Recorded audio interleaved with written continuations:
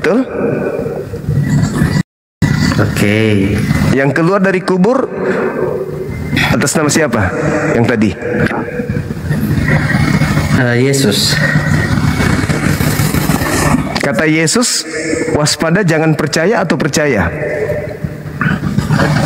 Kalau yang tadi di ayat yang 24 tadi ya. Matius 24 nomor 5 nomor 4 nomor 5. 4 nomor 5 ya. Oke. Permulaan penderitaan. Jawab Yesus kepada mereka, waspadalah supaya jangan ada orang yang menyesatkan kamu. Sebab banyak orang yang akan datang dengan memakai namaku dan berkata, akulah Mesias. Dan mereka akan menyesatkan banyak orang. Kamu akan mendengar deru perang atau kabar-kabar tentang perang. Namun berawas-awaslah, jangan kamu gelisah, sebab semuanya itu harus terjadi. Tapi itu belum kesudahannya.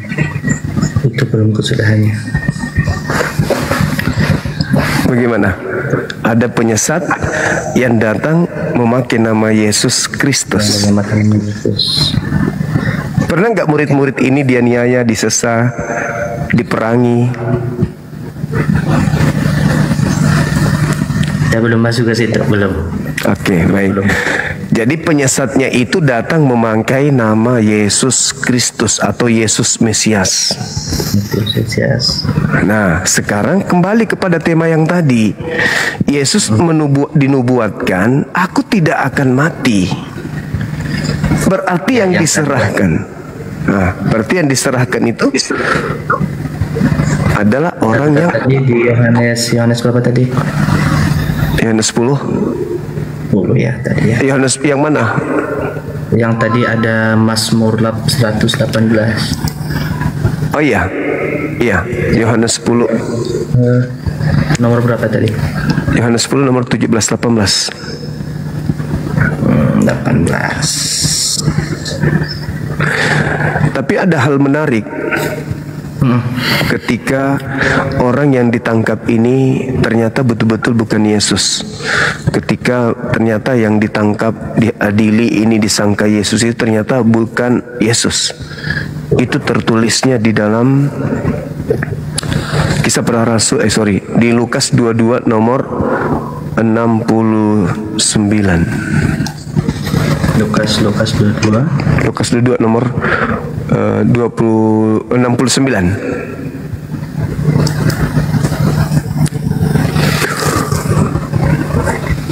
Ada enggak? Mulai sekarang anak manusia sudah duduk di sebelah kanan Allah yang Maha Kuasa. Nah, itu siapa yang ngomong? Yesus di hadapan mahkamah agama. Lalu yang sekarang duduk di atas di sebelah kanan Bapa siapa? Mulai sekarang anak manusia sudah duduk di sebelah kanan Allah yang Maha Kuasa. Yang bicara Yesus. Yang duduk di atas siapa?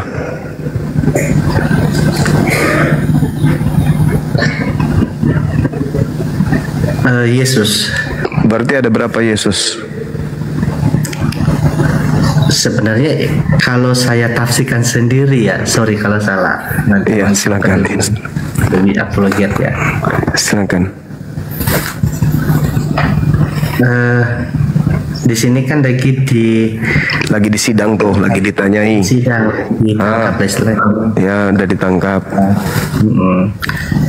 Jadi saya baca ayat yang 66. Dan setelah hari siang berkumpullah sidang para tua-tua bangsa Yahudi dan imam-imam kepada ahli-ahli Taurat. Lalu mereka menghadapkan dia ke mahkamah agama mereka.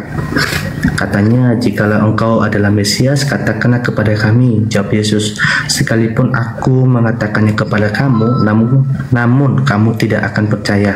Dan sekalipun aku bertanya sesuatu kepada kamu, namun kamu tidak akan menjawab. Mulai sekarang anak manusia sudah duduk di sebelah kanan Allah yang Maha Kuasa. Kamu tidak akan percaya. Terus mereka semua, kalau begitu engkau ini anak Allah? Jawab Yesus, kamu sendiri mengatakan bahwa akulah anak Allah. Lalu kata mereka, untuk apa kita perlu kesaksian lagi, kita ini telah mendengarkan dari mulutnya sendiri. Yesus menjawab enggak? Iya, aku adalah anak Allah. Yang ditangkap itu enggak kan? Tidak. Nah, dia mengatakan mulai sekarang Yesus sudah duduk di sebelah kanan Tuhan yang Maha Kuasa. Jadi, nah yang tadi saya maksud adalah, silakan. Kalau menurut tafsiran saya sendiri, karena saya anggap dia sebagai Tuhan, bisa jadi apa saja. Termasuk bisa dibunuh. Itu bentar. Itu tafsiran saya. Ya, karena saya anggap dia sebagai Tuhan, sebagai Allah saya, dia sebagai Tuhan pada di saat dia udah tahu bahwa kematiannya akan berakhir. Oke. Dia bisa jadi apa saja. Oke, baik. Karena ada ini menggunakan akal tafsiran, akal sendiri, saya coba masuk ke situ ya. Nah, sekarang gini. Yang tadi yang minta disembah siapa? Yang mana? Yang tadi minta disembah, Yesus pun disuruh sembah dirinya, itu siapa? Yesus. Aku akan memberikan kuasa langit dan bumi, dan segala kuasa, segala kemegahan dunia akan aku berikan kepadamu, Yesus, apabila engkau menyembah aku. Itu siapa? Itu siapa? Itu iblis. Iblis. Boleh nggak iblis berpura-pura jadi Yesus supaya dia dituhankan banyak orang? Boleh. Nah, oke, boleh. Sekarang ada nggak Yesus mengajarkan menyembah dirinya? Di sini. Waktu pada saat dia mengajarkan kepada Bani Israel Menyembah dirinya. Kalau kata di perjanjian baru tidak ada. Tidak ada. Lalu siapa yang mau disembah? Lalu siapa yang mau disembah?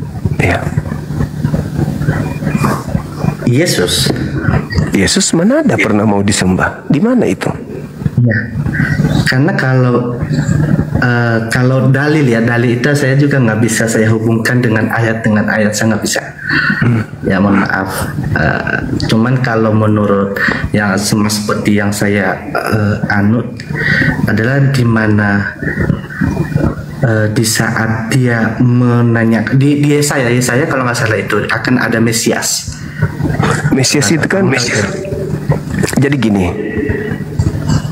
Yesus itu kan tujuannya turun ke bumi agar orang memperoleh hidup kekal kan? Hidup kekal, iya betul.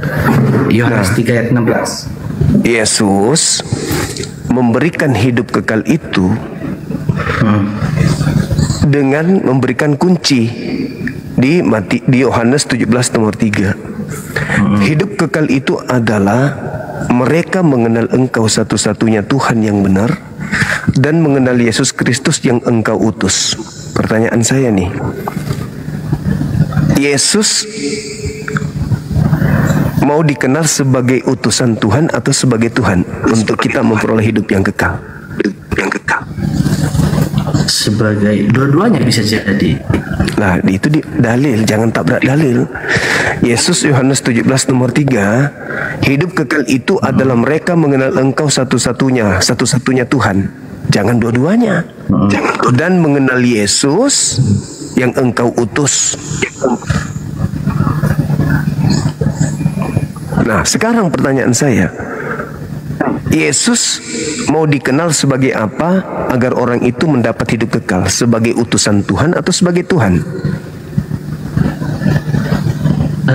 Saya boleh kasih alasan ya kenapa? Boleh, nggak apa-apa. Dia kan di dunia itu mengajarkan, benar ya? Masuk nggak? Gimana? Mengajar. Dia dalam posisi mengajar. Dalam posisinya tadi kan katanya boleh sebagai utusan atau sebagai Tuhan. Ya kan, jadi gini, dalilnya kan gini. Hidup kekal itu adalah mereka mengenal Engkau satu-satunya. Masuk nggak Yesus di situ? Satu-satunya? Hah? Berarti satu-satunya atau dua-duanya? Satu-satunya Tuhan. Yaitu yang Yesus atau yang di atas? Yesus juga termasuk di situ. Oh, kalau masuk berarti dua dong. Dua Bang. Maksudnya enggak? Jadi gini. Saya kasih penjelasan dulu. Iya, silakan. Silakan. Kita diskusikan lagi. Silakan.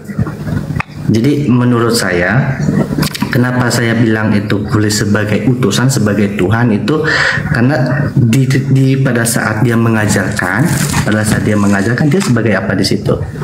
Ya sebagai manusia. Ya sebagai utusan Tuhan. Terus kapan dia sebagai Tuhan?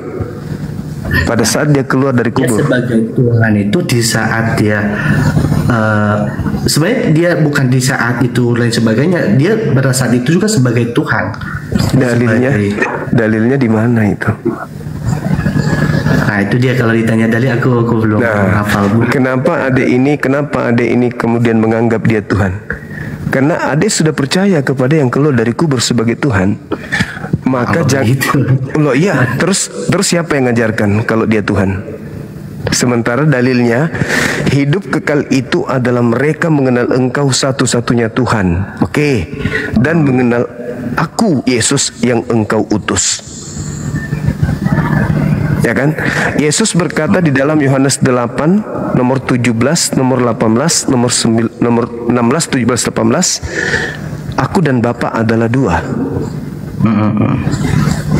Yohanes 8 nomor 29, Aku dan Bapa adalah dua. Aku dan Bapakku adalah dua. Yohanes 8 coba buka. Nomor 15, 16, 17.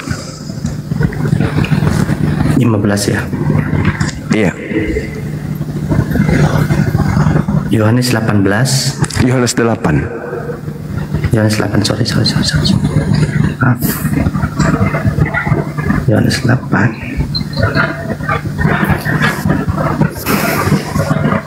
Yesus adalah terang dunia. Maka Yesus berkata pula kepada orang banyak, katanya, Akulah terang dunia, barang siapa yang mengikut Aku, ia akan berjalan dalam kegelapan, melainkan ia akan Yohanes 8. Iya, Yohanes 8 ayat yang ke 15 sampai 18. 15. Kamu menghakimi menurut ukuran manusia. Aku tidak menghakimi seorang pun. Dan jikalau ayat 16 ya. Dan jikalau aku menghakimi, maka penghakimanku itu benar.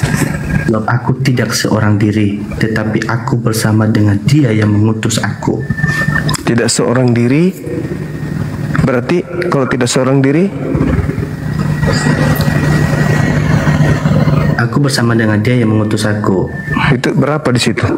1 atau 2? Kamu makin dua.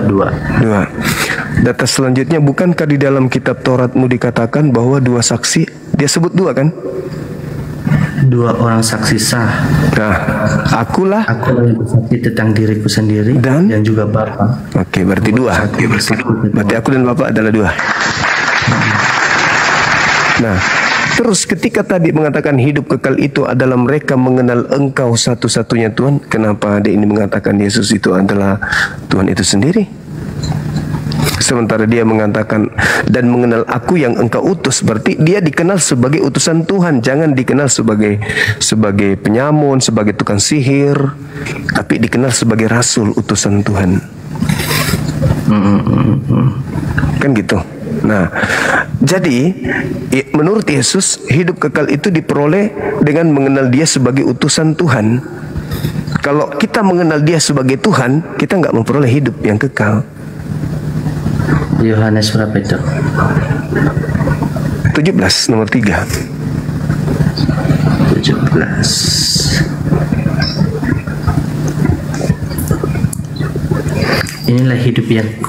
Inilah hidup yang kekal itu, yaitu bahwa mereka mengenal Engkau satu-satunya Allah yang benar dan mengenal Yesus Kristus yang telah Engkau utus. Nah, berarti Yesus mau dikenal sebagai utusan, betul? Ya, betul. Kalau di ayatnya supaya kita bisa memperoleh hidup yang kekal. Nah, sekarang yang kita kejar apa dalam hidup ini? Kan hidup kekal. Berarti kekal dan keselamatan kekal. Nah, berarti kita cukup mengenal Yesus itu sebagai utusan Tuhan, tidak lebih.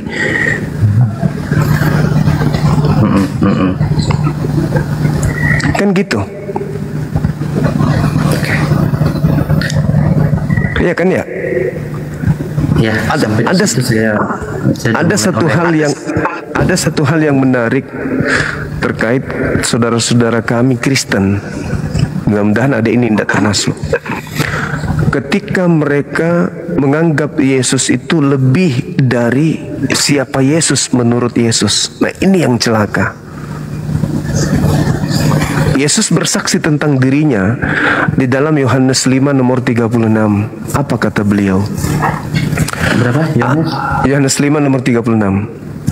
Ada kesaksianku yang lebih penting dari kesaksian Yohanes Pembaptis, bahwa semua pekerjaan yang aku lakukan, pekerjaan itu yang aku lakukan sekarang, dan pekerjaan itu yang bersaksi tentang aku, bahwa dialah yang telah mengutus aku.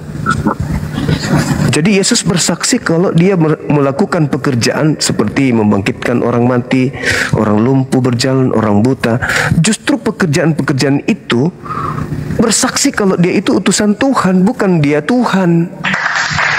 Tapi orang Kristen kalau ditanya, kenapa aku menuhankan dia? Oh, dia adalah Tuhan sepenuhnya. Apa buktinya dia Tuhan? Membangkitkan orang mati, membuat ini. Padahal Yesus bersaksi semuanya itu. Pekerjaan itu justru bersaksi kalau dia adalah utusan Tuhan. Nomor 37-nya itu yang menarik.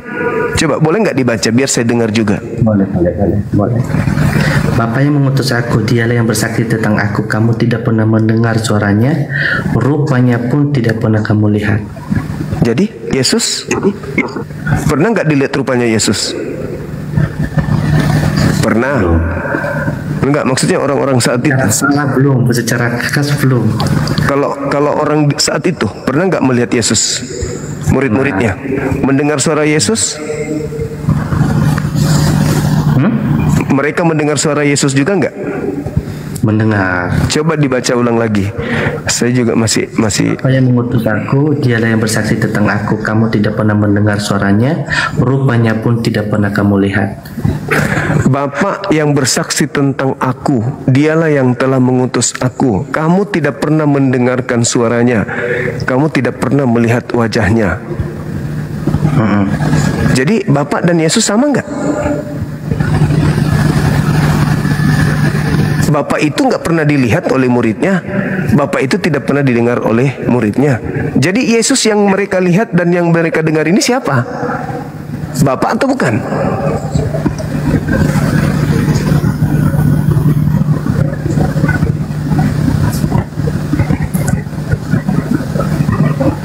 Udah.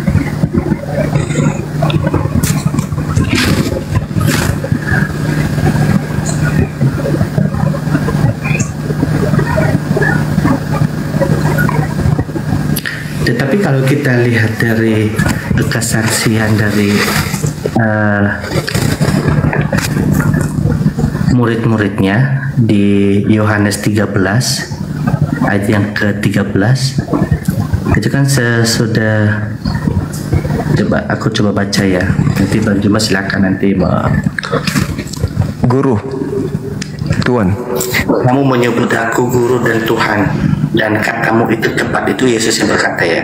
Maksudnya setelah dia kemungkinan besar setelah dia menanyakan ke murid-muridnya ya. Ya, Yesus mengajar pada saat itu menggunakan bahasa Indonesia.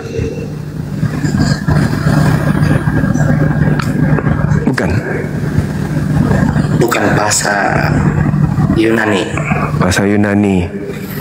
Beliau mengajar pakai bahasa Aramaik. Ucapan beliau adalah Rabam Wamaran. Aku adalah Rabi. Aku adalah Rabi. Aku adalah Mar. Mar itu Tuhan. Dalam bahasa Yunani Kurios. Kurios itu artinya Tuhan. Masuk ke Indonesia berubah menjadi Tuhan. Kamu mengenal aku. Kamu menyebut aku sebagai guru dan Tuhan. Kalau dipaksa menjadi Tuhan, kena kita nanti.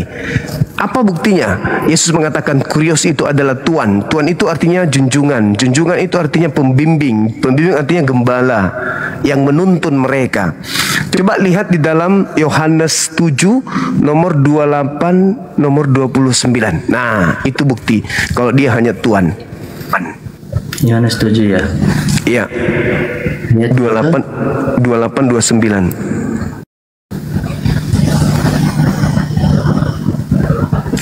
Waktu Yesus mengajar di Bait Allah, ia berseru, "Memang aku kamu kenal dan kamu tahu dari mana asalku. Namun aku datang bukan atas kehendakku sendiri, tetapi aku diutus oleh Dia yang benar yang tidak kamu kenal." Memang kamu kenal aku, tapi kamu tidak mengenal Dia yang mengutus aku. Berarti beda kan antara yang mengutus dengan yang diutus? Diutus. Berarti dia bukan Tuhan, dia cuma Tuhan. Kamu memang mengenal aku. Boleh nomor selanjutnya 28-nya boleh? 29. 29. Aku itu 28 tadi. Waktu Yesus mengajar Bait Allah itu tadi 28, 29 sekarang. Aku kenal Dia sebab aku datang dari Dia dan Dialah yang mengutus aku. Itu ayat 29. Nah, aku mengenal Dia. Kamu tidak mengenal Dia. Kamu mengenal aku, tapi kau tidak kenal Dia. Aku kenal Dia.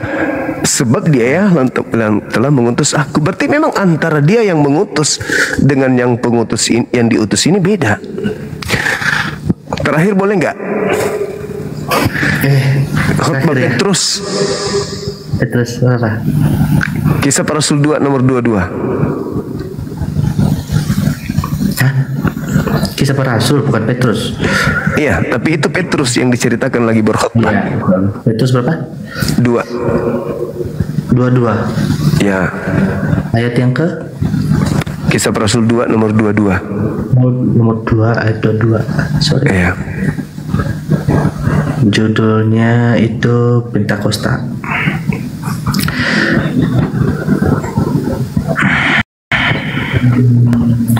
Oke. Hai orang-orang Israel, dengarkanlah perkataan ini. Yang aku maksudkan ialah Yesus dari Nazaret, seorang yang telah ditentukan Allah dan nyatakan kepadamu dengan kekuatan-kekuatan dan mujizat-mujizat dan tanda-tanda yang dilakukan oleh Allah dengan perantaraan Dia di tengah-tengah kamu seperti yang kamu tahu. Siapa yang melakukan mukjizat?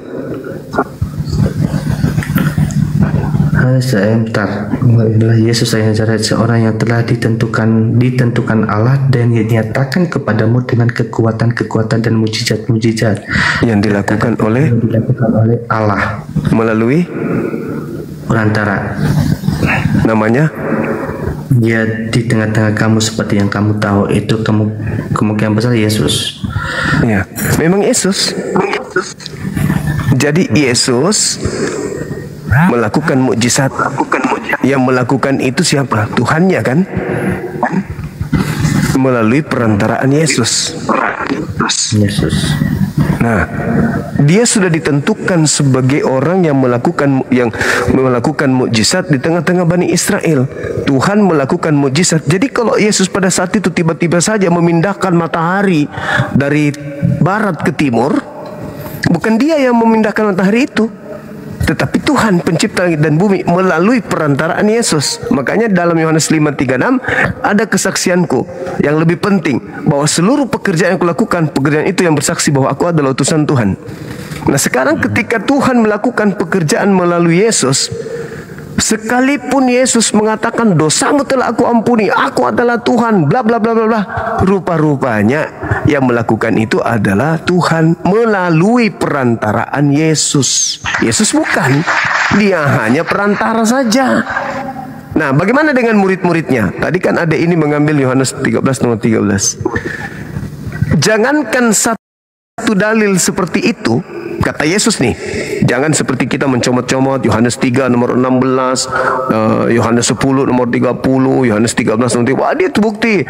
Apalagi Yohanes 1 nomor 1, Yohanes 1 nomor 14. Semuanya ini bukti ke Tuhan Yesus. Kita rangkumkan pengajaran Yesus kepada murid-muridnya. Yohanes 17 nomor 8 itu simpulan semua dari firman yang Yesus sampaikan kepada mereka. Apa kata Yesus? Segala firman yang engkau berikan kepadaku telah aku sampaikan kepada muridku, dan muridku telah, dan mereka telah menerimanya, dan mereka percaya dengan pasti bahwa engkaulah yang telah mengutus aku. Jadi semua tinta merah yang ada di Bible ini, kata Yesus, semua yang tinta merah telah Yesus sampaikan kepada muridnya, dan muridnya telah menerimanya, dan murid percaya bahwa dia adalah, Yesus adalah utusan Tuhan. Jadi data ucapan Yesus mana yang bisa menghantarkan kita menuhankan dia? Sementara murid telah menerima semua perkataannya, tapi kesimpulannya mereka hanya menganggap Yesus itu sebagai utusan. Selesai. Lantas kenapa ada Kristen muncul menuhankan Yesus? Karena itu tadi, yang keluar dari kubur yang memang mau dituhankan, memakai nama Yesus. Makanya saya pernah dialog sama pendeta. Saya katakan, saya tidak akan menggubris Anda menuhankan Yesus. Tidak akan. Karena memang harus ada yang disesatkan. Karena Yesus sudah menubuatkan. Dia akan menyesatkan banyak orang. Berarti kalau tidak ada orang sesat hari ini, maka Yesus pembohong. Karena Yesus mengatakan, waspadalah kepada penyesat yang datang kepadamu dengan memakai namaku dan berkata akulah Kristus. Mereka akan menyesatkan banyak orang. Berarti harus ada dong yang disesatkan banyak orang. Nah, mereka yang sesat banyak orang ini disesatkan oleh siapa? Disesatkan oleh oknum yang mengaku Yesus Kristus. Siapa kelompok besar di dunia ini yang mengaku pengikut Yesus Kristus? Islam atau Kristen? Bang, singkat Bang. Ya, habis. Silakan. Itu aja. Singkat aja, sekarang. Iya. Lanjut aja. Ya, siapa kelompok banyak di atas muka bumi ini yang menjadi pengikut Yesus Kristus? Yesus Kristus, Kristen kan? Iya kan? Nah, kalau bukan Kristen pengikut daripada penyesat yang ngaku Yesus Kristus, lalu siapa kandidatnya selain Kristen? Sementara hal itu harus ada.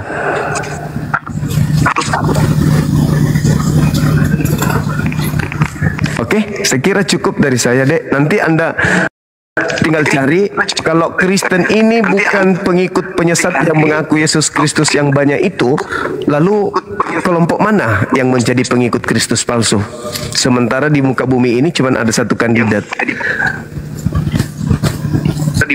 Islamkah? Nggak mungkin. Hindu? Nggak mungkin. Buddha? Nggak mungkin. Ateis? Nggak mungkin. Oke, makasih ya. Belajar terus, semangat terus. Nanti kalau ada sesuatu, oke. Baik. Oke, makasih. Thank you. Bye. Bye. Thank you. Oke. Iya, malam.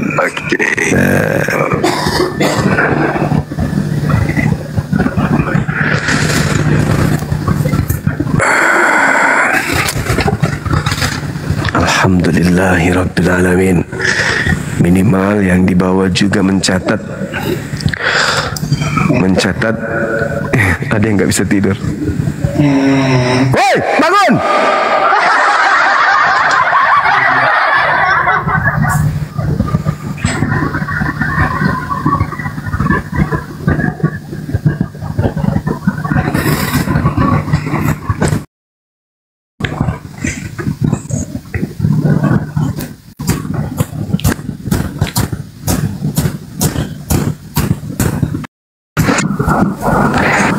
Halo, selamat malam. Thank you. Selamat pagi. Ya, pagi. Bukan malam. Buka kacamatanya, Bang. Pagi. Iya, pagi. Ya. Kamu tahu kan udah jam berapa? Iya, tahu, Bang. Udah pagi ya? Ya, Bos. pagi. Ya. Berhentilah kau menipu, bos. Buka kamera, Bang. Berhenti jadi penipu. Buka kamera, Bang. berhenti jadi penipu. Buka kamera. Buka maskermu. Buka kamera dong. Maskermu. Buka maskermu. Kenapa bang ini? Ada apa bang? Ya buka maskermu. Kenapa? Kameranya. Buka maskermu. Buka dulu. Ada apa bang? Kenapa? Kok jadi kejang-kejang? Yang saya tipu gimana? Kena ya bang? Materiku tadi kena di jantungnya. Kau penipu. Jantung abang pindah ke kanan. Hanya orang bodoh yang tertipu sama kamu. Terus kalau gitu kenapa bapak marah? Bapak. Kenapa jadinya bapak marah? Bapak. Kenapa marah pak?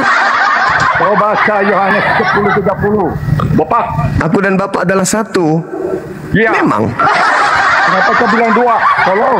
Yesus mengatakan, Tuhan Bapak tidak membiarkan aku seorang diri. Berarti dua dong. Bapak penipu. Bapak tidak membiarkan aku seorang diri. Tidak membiarkan aku seorang diri. Baca Yohanes 10:30. Bapak. Aku dan Bapak adalah satu. Kenapa dikatakan aku dan Bapak adalah satu? Baca Yohanes 8 nomor 29. Kenapa kau bilang dua? Lah, Yesus yang mengatakan itu. Yesus yang mengatakan. Kenapa kau bilang dua? Dia yang mengatakan. Yesus yang mengatakan. Kenapa kau bilang dua? Yesus yang mengatakan. Kenapa kau bilang dua? Yesus yang berkata, aku dan Bapa adalah dua. Iya, Yohanes 10:30. Baca. Itu satu misi, satu visi, bukan satu hakikat. Tolong kau. Tipu kau. Kalau terkait hakikat, Yesus itu manusia. Bapak itu bukan manusia, hakikatnya beda. Manusia hakikatnya manusia. Bapak hakikatnya pencipta, beda dong. Aku dua Belajar nggak kau? Tolong kau. Yang Anda maksud dua natur itu karena Anda menggabungkan antara Yesus asli dengan yang palsu. Anda jadikan dua, Anda jadikan satu, makanya dua natur. Satu manusia, satu roh.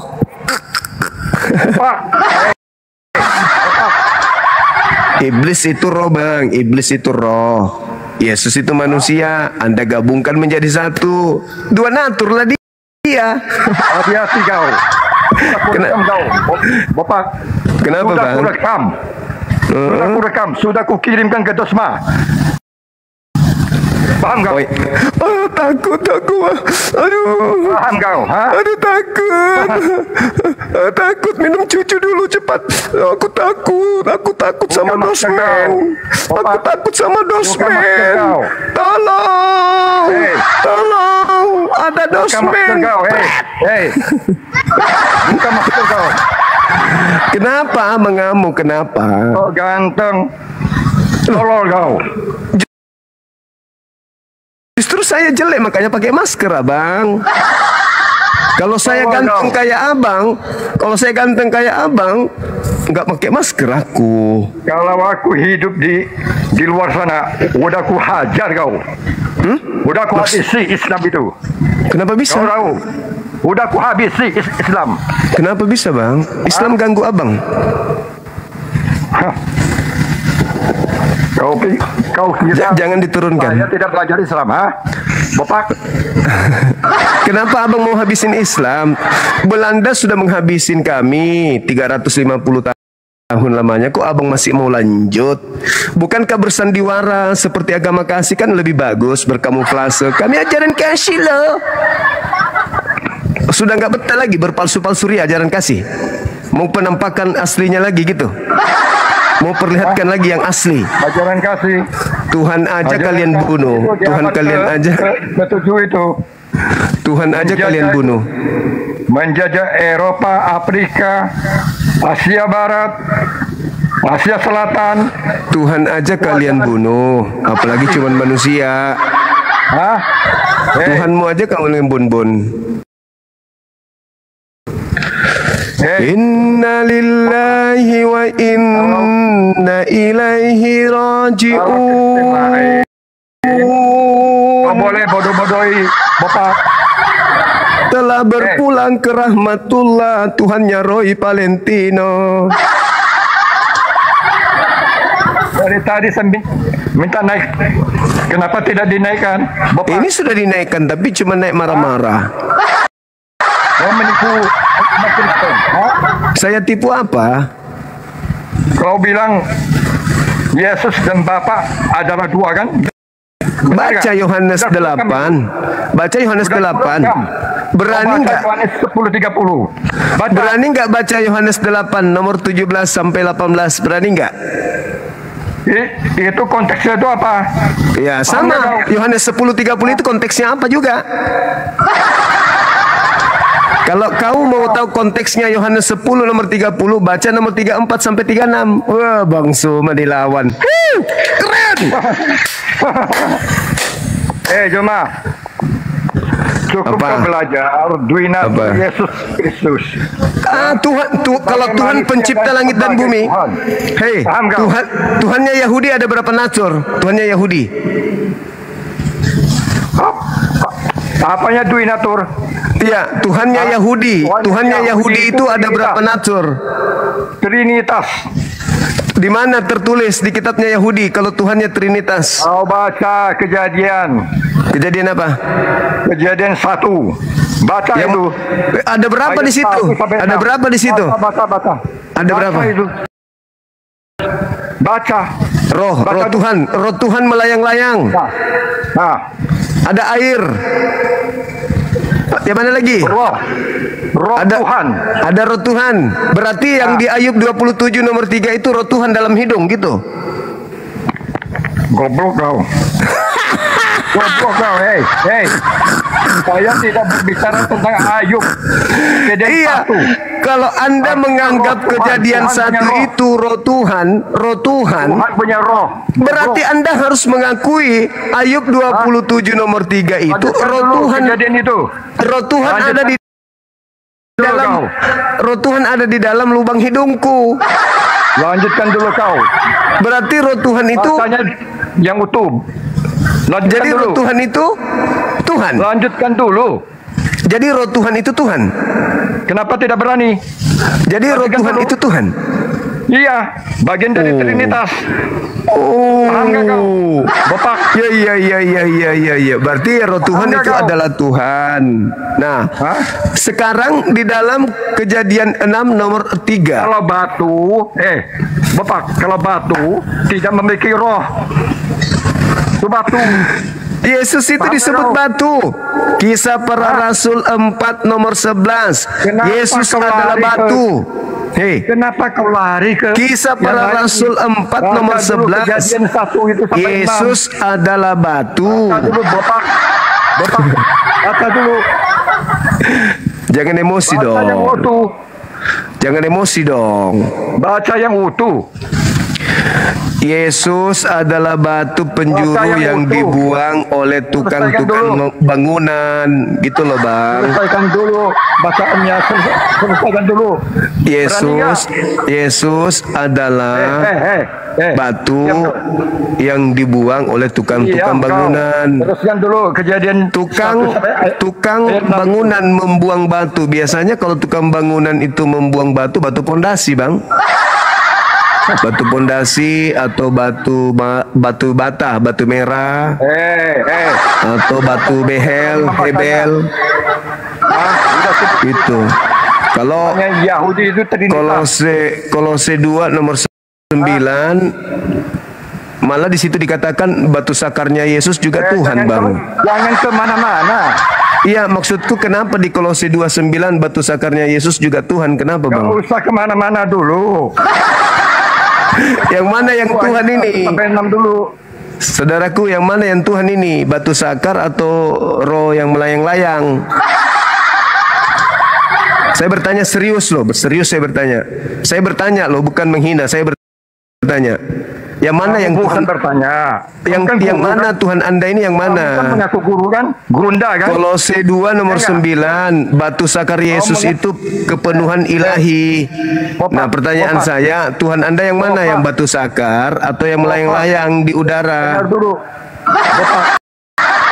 kau mengaku ahli teologi kan? Master dari masternya teologi, ya. Bukan, gurunya Ya. master. Ya. Ya, benar kan? Gurunya master kalau saya. Ya, benar kan? Ya, Nah, kau teruskan dulu. Baca Kejadian 1 ayat 1 sampai 6. Baca dulu kau. ngapain harus kubaca? Saya Kenapa cuman tidak bertanya. Saya cuman bertanya sama saudara. Kau bertanya sama Kolose aku. 2 nomor 9 Tuhannya itu. umat Yahudi itu berapa? Ya kan? Kolose 2 nomor 1. Aku lari kemana-mana, Yang mana kau Tuhan tahu apa Anda? kau tahu apa? Batu Kau tahu apa? batu sakar atau roh melayang-layang. Bapak, sekolah di mana kau? Emosi nih Sekolah di mana kau? Bang Andi. Sekolah di mana kau? Ada orang kehabisan balok, Bang Andi. Kutanya kau sekolah di mana kau? Saya satu kelas dengan Lukas. Kucing kau. Emosi nih. Penyesat. Lo kok Kutanya penyesat? kau sekolah Yang penyesat teologi di itu mana yang kau? mengatakan Tuhannya Yahudi roh. Emang setan. Sekolah teologinya di mana kau? Hah? Setan itu roh. Tuhan Anda juga roh. Bedanya di mana? Kau mengajar kau. Setan roh. Tuhan Anda juga roh. Bedanya di mana? Jadi pengajar kau. Saya bertanya loh. Taman aja enggak SD. Saya bertanya loh, Bang. Hah? Sekolah aja enggak tamat SD. Abang itu Soal kan bahas Alkitab. Abang itu kan Tuhannya roh, iblis juga roh. Kok beda? Kok sama? Tolol kau. Kenapa tolol, Bang? Kan iblis itu roh. Tuhan Anda juga roh. Ditanya, Bedanya di sekolahnya mana? di mana kau? Bedanya Sekolah di mana, teologi Bang? Di mana kau? Abangku Roy, Teologinya di mana kau? janganlah emosi. Bapak, sekolah teologimu di mana? Hah? Goblok kau. Kok marah? Kok kayak istrimu kayak selingkuh aja kok marah-marah sama aku? Kau penipu. Karena kau penipu. Bapak. Apa yang kutipu? Kau yang nipu. Kau Kamu kira- mengatakan Tuhannya Yahudi 3. Itu penipu namanya. Kenapa kau tidak berani membaca itu Kejadian 1? Tidak ada di situ. Kalau kau mengatakan Tuhanmu 3 itu di 1 Yohanes 5 nomor 7. Sebab ada 3 yang bersaksi di surga. Itu baru 3. Kau ngarang-ngarang cerita kau. Ketemuan Apa? aja sama aku. Apa? Ku injak-injak kepala. Boleh. Kepala kau. Di mana mau ketemu? Di mana? Injak kepala kau. Di mana mau ketemu? Di mana? Datang Kalimantan sini. Sini. Kalimantannya di mana? Kalimantan Barat. Tepatnya di mana? Kalimantan Barat. Iya, tepatnya di mana? Kalimantan Barat itu besar. Pontianak. Di Pontianaknya di mana?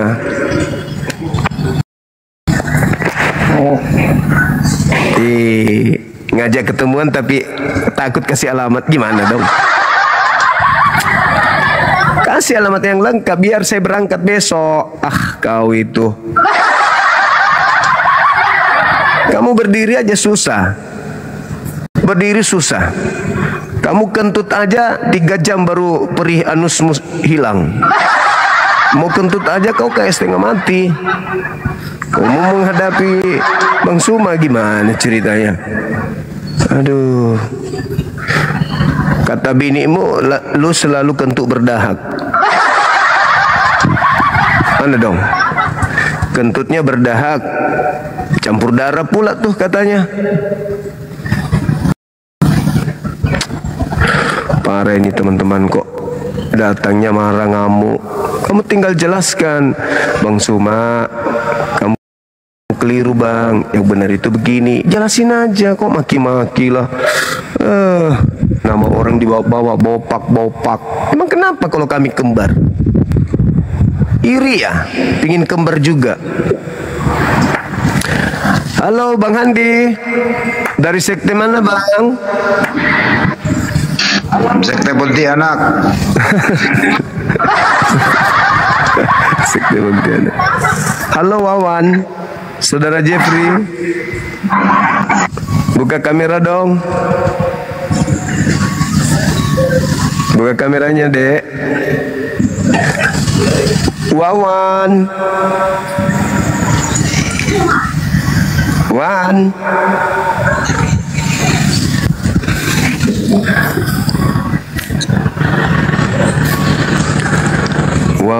Wawan kecil.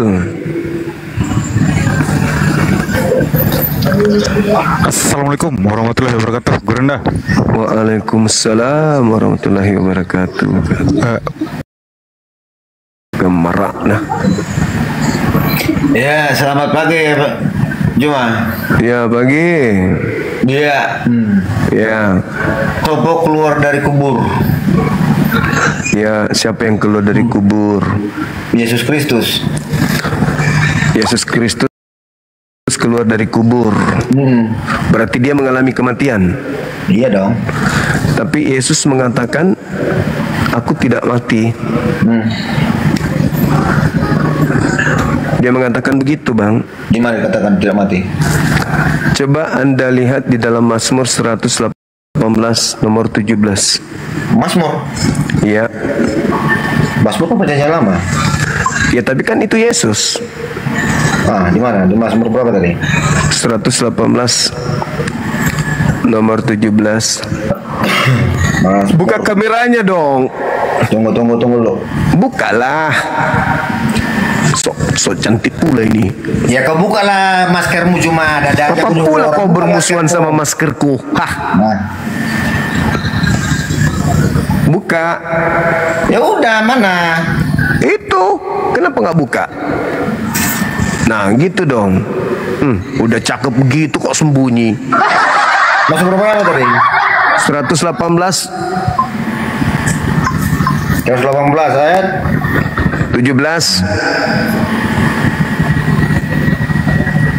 Aku nggak mau 118 mana nih? Ayat 17. Ya. Apa katanya? Aku tidak akan mati, tetapi hidup. Aku akan perbuatan Tuhan. Nah itu. Kata Yesus, aku tidak akan mati. Ya iya, dia kan bangkit dari kematian itu, makanya. Ya itu mati namanya. Mati itu namanya. Tapi dia mengatakan aku tidak akan mati. Ini Mazmur ini berbicara dengan siapa? Tentang Yesus dong. Oke, di mana dikatakan Yesus di sini? Coba Anda baca datanya selanjutnya. Coba Selanjutnya. Nah, nomor dua-duanya. Hah? Nomor dua-duanya coba baca. Oke. Batu yang dibuang oleh tukang-tukang bangunan telah menjadi batu penjuru. Nah, itu siapa? Itu siapa? Itu siapa? Ini kan mau menyangkut dengan batu. Ya, itu siapa? Batu penjuru itu siapa? Ini kan beda konteks dengan Yesus mengatakan batu penjuru yang dia Loh, kok beda konteks pula? Beda dong. Loh, kenapa Anda bisa katakan beda? Ya, Yesus beda itu namanya. Ini kok di Mazmur. Yesus menjelaskan batu penjuru di perjanjian baru. Nah, perjanjian baru kan mengatakan Yesus adalah batu penjuru kan? Ya, aku batu penjuru yang dimaksud di sana. Berarti yang dimaksud di Mazmur 118 ini siapa? Siapa? Oke, tinggal baca dari perikopnya sini menjelaskan siapa. Kan itu. Nyanyian puji-pujian. Ini nyanyian puji-pujian. Iya, memang ada berapa batu penjuru? Ya, ini sekarang ini bentuk syair juga. Iya, maksud saya memang ada berapa dari Mazmur. Batu penjuru ada berapa emang? Iya, ini kan kata syair ini, perkataan syair. Betul, tapi kan Yesus mengatakan harus tergenapi semua yang tertulis tentang aku di dalam kitab Mazmur, kata Yesus. Nah, berarti ini untuk siapa? Oke, untuk Yesus. Nah, berarti Yesus tidak akan mati kan? Ya, memang Yesus udah bangkit dari kematian. Ya, berarti dia mati. Yang namanya aku tidak akan mati berarti tidak mati dong. Gimana? Aku tidak akan mati. Jadi yang mati ini siapa? Yang di tiang salib siapa? Nah, bukan Yesus, karena aku tidak akan mati. Ini datamu kau ambil dari kata syair, ya? Lah, Yesus yang mengatakan. Sejarahnya Yesus mati di salib, gitu. Yesus mengatakan harus anak manusia akan mati, bangkit dan hidup kembali, sudah dikatakan. Ya, memang mati, memang anak manusia. Ya, anak manusia yang dikatakan itu Mesias akan mati, bangkit, hidup kembali. Kata siapa? Cuman Yesus yang disebut anak manusia. Anda juga anak manusia. Anda juga anak manusia. Sedangkan syair ini lagu aku tidak akan mati. Ya, ini lirik lagu. Yesus berkata dalam Lukas 24:44 harus digenapi semua yang tertulis tentang aku di dalam kitab Mazmur. Bangkit kembali. Loh, aku tidak akan mati. Isa 53 sudah jelaskan bagaimana proses itu akan aku tidak akan mati. Aku tidak akan mati. Akan dimakamkan. Aku tidak akan mati. Kata Yesus. Baca dulu Yesaya 53. Baca dulu Yesaya 53. Kau lari ke sana Yesaya 53. Paksakan di sini, ini syair. Yesus sendiri yang mengatakan. Lukas 24 nomor 44 harus digenapi semua yang tertulis tentang aku di dalam kitab Mazmur. Kenapa Anda tolak? Ini kan lirik lagu ini. Lalu kenapa dia merujuk ke situ? Harus digenapi semua yang tertulis tentang itu, ya. Mengutip dari kitab Mazmur. Aku dapat penjuru. Karena Yesus yang mengaku harus digenapi. Mengutip dari lirik ini. Iya, berarti dia tidak akan mati kan? Yesus itu buktinya mati. Nah, berarti yang mati bukan Yesus. Tanpa Yesus mati bangkit kembali, maka bagaimana itu dinyatakan penggenapan dari Mesias? Ya itu dari Anda kan yang mau. Anda itu menjelaskan kok nggak ada kesimpulannya. Yesusnya itu tidak pernah mengatakan bahwa Tuhan menginginkan kematian untuk orang benar agar menebus dosa-dosa orang yang salah. Di mana di agama Yahudi ada nggak perintah menebus dosa pakai darah manusia? Ada nggak? Nggak ada. Ya makanya dari mana Kristen? Makanya kami beda sekte dengan Yahudi. Nah sekarang Anda mendapatkan konsep penebusan dosa itu dari mana? Oke, dari Yesus. Di mana Yesus mengatakan menebus dosa pakai darah manusia? Ada. Di mana? Matius 26 ayat 26. Matius 26 ayat 28. Nah, coba Anda lihat nomor 59-nya. Siapa yang mengatakan kepada itu? Orang-orang imam kepala melakukan kesaksian-kesaksian palsu untuk membunuh Yesus. Lah, lalu masalahnya imam-imam Yahudi yang melakukan kepalsuan, kenapa kau salahkan Yesus? Lah, berarti katanya Anda katakan Yesusnya yang mau.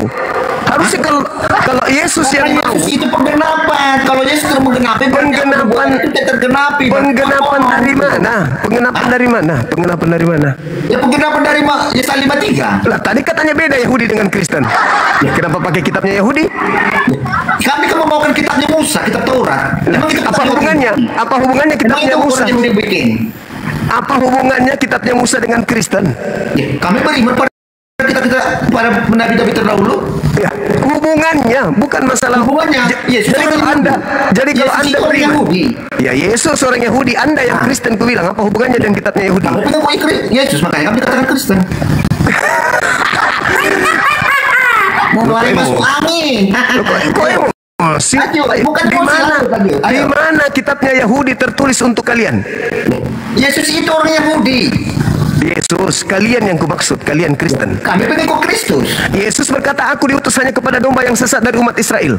Iya, karena kenapa Anda mengatakan itu? Anda kenapa? Dengarkan dulu. Ya, Anda orang mana? Dengarkan dulu. Ya, Anda orang mana? Anda orang mana? Yesus mengatakan itu karena Yesus percaya bahwa yang dinyatakan sebagai umat pilihan itu bangsa Israel. Iya, terus apa hubungannya dengan Anda? Apa hubungannya? Di mana Yesus? Di mana Yesus berkata? Di mana Yesus berkata aku diutus untuk seluruh umat manusia? Di mana tertulis? Oke, bacakan Matius 28 ayat 19. Di mana Yesus mengaku aku diutus? Itu yang keluar dari kubur itu. Itu yang keluar. Ya iya, itu perintah Yesus. Yang saya tanya. No. Yesus orang Yahudi bukan? Yesus orang Yahudi. Ya udah. Jadi kata pergi suruh Yahudi siapa? Itu bukan Yesus. Itu yang keluar dari kubur. Kan Yesus tadi mengatakan aku tidak akan mati, berarti yang dibunuh itu bukan dia. Aku tidak akan mati. Ayo, aku tidak akan mati.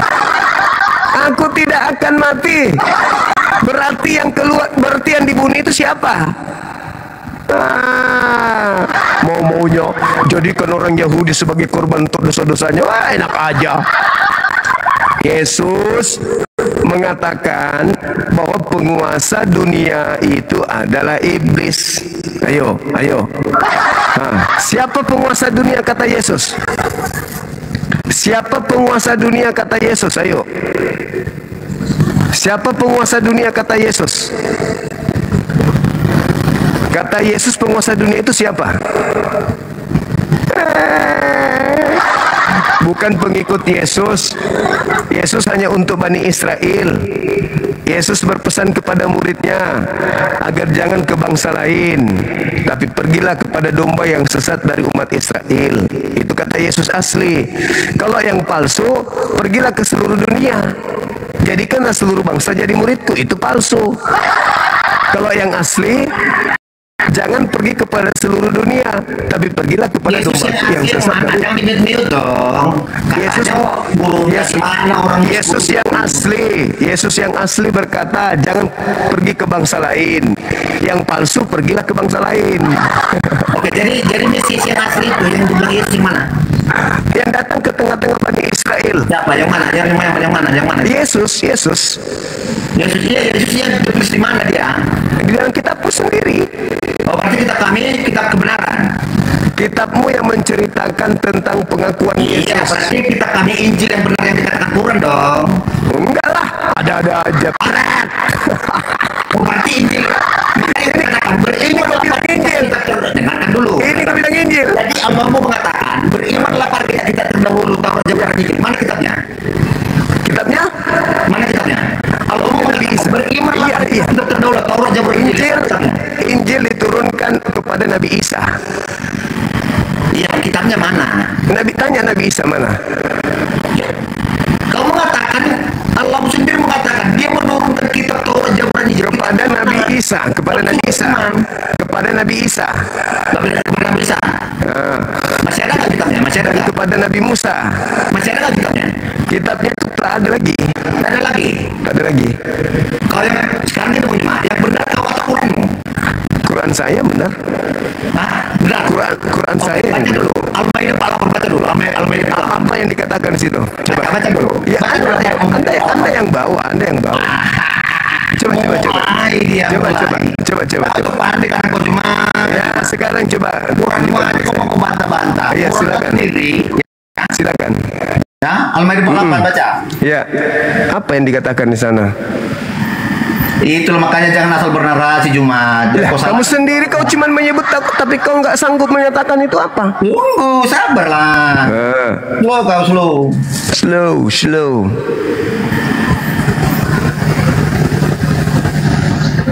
Oke, ini kubacakan kau ya. Ya. Ya. Nih. Ya. Dan kami telah menurunkan kitab tanda kurung ya, Al-Quran kepadamu, tanda kurung Muhammad ya, dengan membawa kebenaran yang membenarkan kitab-kitab yang diturunkan sebelum dan menjaganya. Ini dijaga. Kenapa kau bilang jadi Tuhan kecolongan jadi nggak ada? Kemana kitab? Kalau kitabnya tidak ada lagi, berarti Tuhanmu kecolongan. Bacanya. Allahu Akbar, Masya Allah. Berarti ini salah. Allah mau menjaga yang dijaga yang mana? Baca. Katanya gurunda gimana? Oke, saya baca. Dan kami telah menurunkan kitab Quran kepada Muhammad dengan membawakan kebenaran yang membenarkan kitab-kitab yang diturunkan sebelumnya dan menjaganya. Yang dijaga yang mana? Ya, kitab sebelumnya yang dijaga. Salah kamu. Salah. Kau turun. Salah. Yang dijaga itu Al-Quran. Makanya narasi pertamanya wa anzalna ilaikal kitaba bil haqq. Wa anzalna ilaikal kitaba bil haqq. Kitab mana yang diturunkan kepada Nabi Muhammad? Itu yang dijaga. Makanya dikatakan nahnu nazzalna zikra wa nahnu lahu hafizun. Itu. Jadi yang dijaga itu adalah Al-Quran, bukan Taurat dan Injil. Kok turun bang? Baru begitu. Jadi yang dijaga itu adalah Al-Quranul Karim. Karena yang diturunkan kepada Nabi Muhammad itu adalah Al-Quran, bukan ini. Sedangkan di sini tidak ada firman Tuhan, akulah yang akan menjaga, aku juga yang menurunkan, aku yang menjaga. Itu nggak ada di sini. Tapi kalau di Al-Quran ada. Makanya ketika dikatakan wa anzalna ilaikal kitab bil haqq, musaddiqan lima baina yadayhi minat taurah kitabum wa muhaiminan alaihi fahkum bainahum. Itu merujuk kepada bima anzalallah wala tattabi' ahwa'ahum. Nah itu amma ja'aka minal haqq. Jadi kata Allah, dia menjaga Al-Quran yang menerangkan tentang datangnya sebuah kitab yang lebih dulu sebelum Al-Quran. Itu maksudnya. Kalian ini menyembah makhluk yang keluar dari kubur, kapan sadarnya sih kawan-kawan? Buka kamera. Ayo. Enggak, aku mau nanya, kenapa diturunkan yang tadi? Bukan aku yang turunkan, dia sendiri kabur. Ya elah, lu yang turunkan anjay. Enggak dong. Buka kameramu. Buka kamera. Aku nggak menurunkan kok. Nggak tahu siapa yang turunkan. Entah dia sendiri atau host. Aku nggak tahu.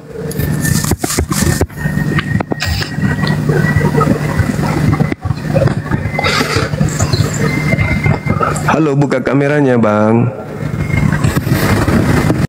Ayo. Buka kamera, saudara Julio.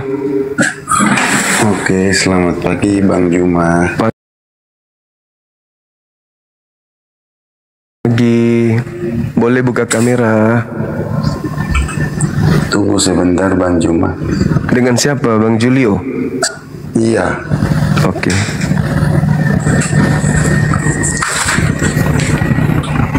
Tunggu sebentar ya Bang Juma ya. Siap. Pakai baju dulu. Iya.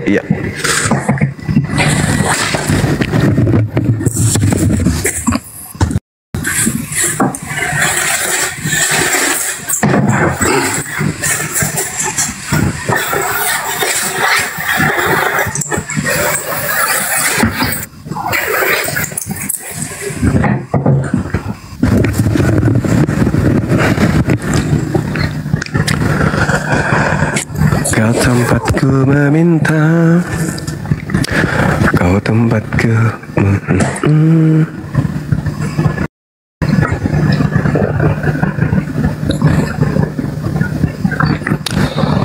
wa anzalna ilaikal kitab. Iya Bang Juma. Iya, selamat malam. Bang Juma. Siap. Boleh saya tanya yang saya bingung itu saya ini sudah belajar lama, cuman saya bingung salah satu ayat di Al-Asraf 157 itu gimana apa penjelasannya Bang? Surah apa? Surat Al-Asraf ya. Surat Al-Asraf 157 nggak salah. Apa itu? Ada yang tahu teman-teman?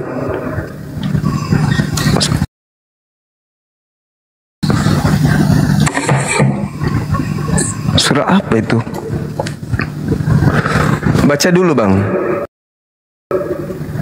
Kita nggak paham ini kalau abang tidak baca dengan baik nama surahnya.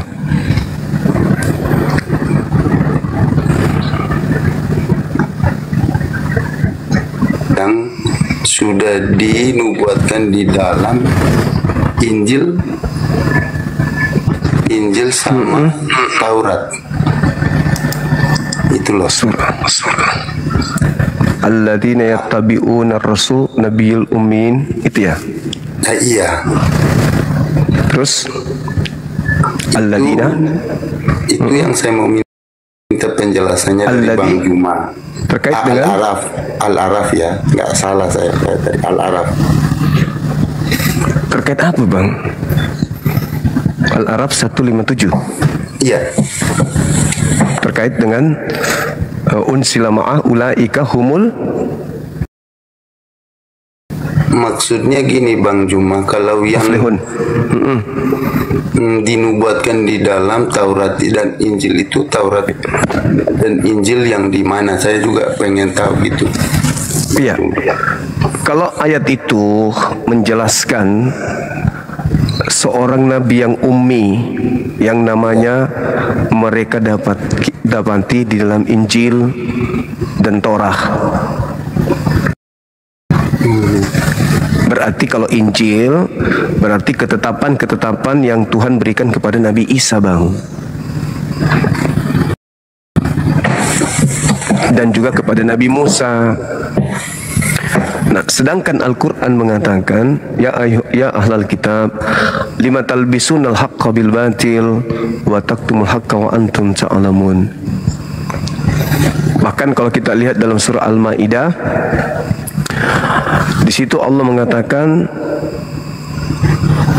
bahwa ya ahlal kitab qad ja'akum rasuluna yubayyinu lakum kafir. Jadi Nabi Muhammad itu diutus untuk menjelaskan tentang kitab yang disembunyikan oleh orang ahli kitab.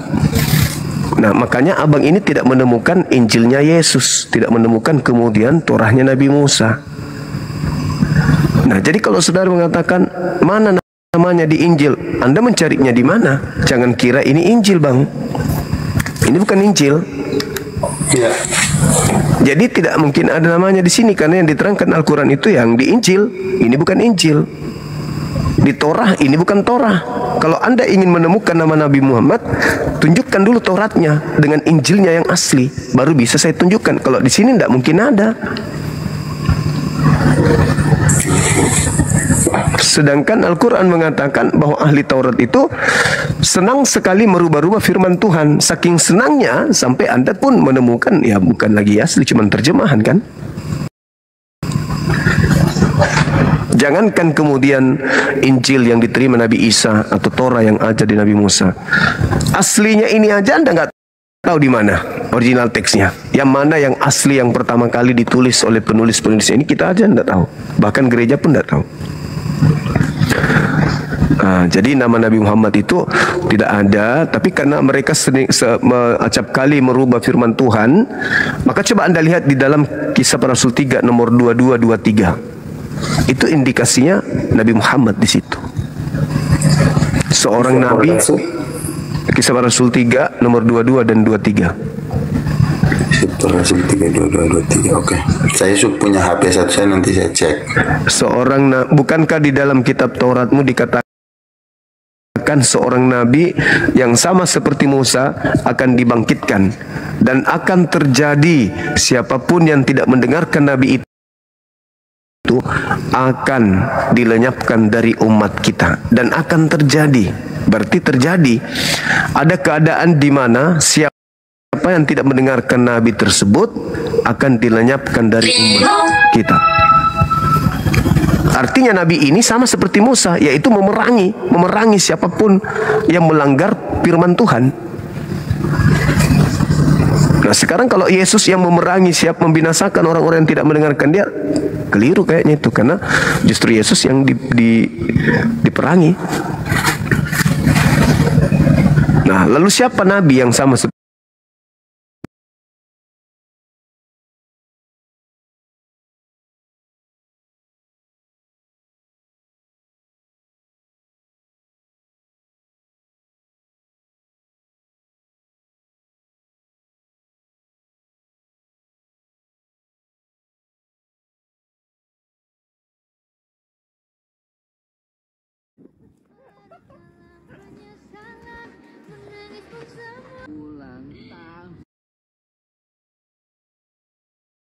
ya, gitu Bang.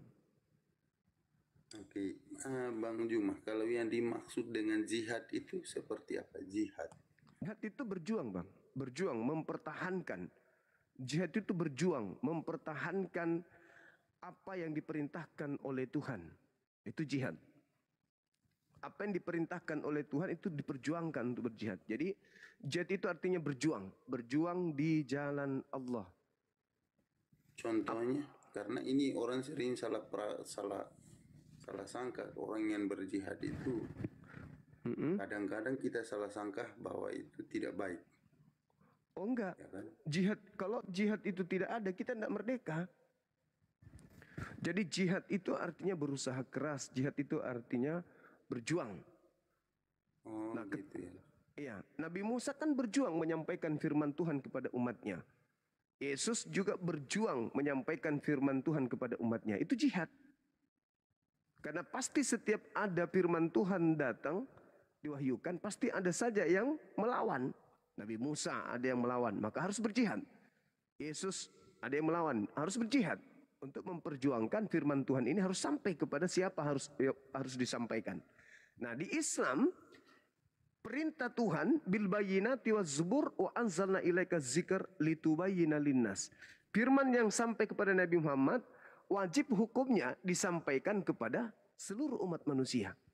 Maka kalau ada yang menghentikan itu ya jihad, harus berjuang. Sama seperti amanat agung. Gitu jihad. Beritakanlah Injil kepada seluruh makhluk. Yang percaya baptis, yang tidak percaya akan dihukum. Jadikanlah seluruh bangsa menjadi pengikutku. Dan ajarlah mereka melakukan apa yang aku perintahkan. Itu jihad. Berjuang dengan keras untuk mengajarkan apa yang diperintahkan atau dititahkan oleh yang kita imani. Itu jihad. Begitu abang. Tapi kalau dalam Islam, jihad itu adalah berjuang dengan keras untuk mengajarkan apa yang menjadi tujuan Tuhan mewahyukan ajaran pada jalan yang baik, mencakup perintah-perintah dan larang-larangan Tuhan untuk disampaikan kemudian kepada orang dengan cara mendidik, membimbing, mengarahkan manusia dengan cara yang benar. Nah, itu jihad. Dan satu lagi terakhir, saya mau tahu tentang ajaran Nabi Muhammad yang secara garis besar yang mengajarkan kita, yang kira-kira kita mau mengikuti itu, ajaran-ajarannya seperti apa, Bang? Oke, baik.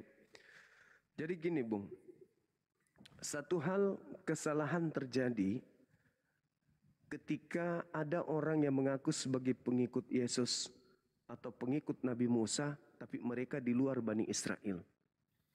Nabi Musa di dalam kitabnya, dia diperintahkan untuk menyampaikan hukum Taurat itu kepada keturunan Bani Israel dan Bani Yehuda. Tanamkan kepada anak-anakmu pada saat dia tidur, baring, berjalan, duduk, itu kepada Bani Israel. Yesus mengatakan, aku diutus hanya kepada domba yang sesat dari umat Israel. Matius 15 nomor 24, nomor 25 dan 26 dan seterusnya. Nah, artinya ketika Nabi Muhammad SAW itu diutus, dia diutus untuk kita semua. Makanya nama agamanya Islam. Islam itu netral. Tidak berbicara mengenai suku. Kalau Yahudi ya untuk kaumnya Yahudi. Kalau Nasrani ya hanya orang-orang yang dari Nazaret, pengikut Nabi Isa alaihissalam. Tapi kalau Islam, Islam itu artinya damai, sejahtera. Siapa yang mau damai, masuk ke situ. Nah, Nabi Muhammad diutus, dikatakan dalam Al-Quran, ya ayuhan nas, inni rasulullahi ilaikum jami'a. Wahai seluruh manusia, aku ini adalah utusan Tuhanmu untuk kalian semua.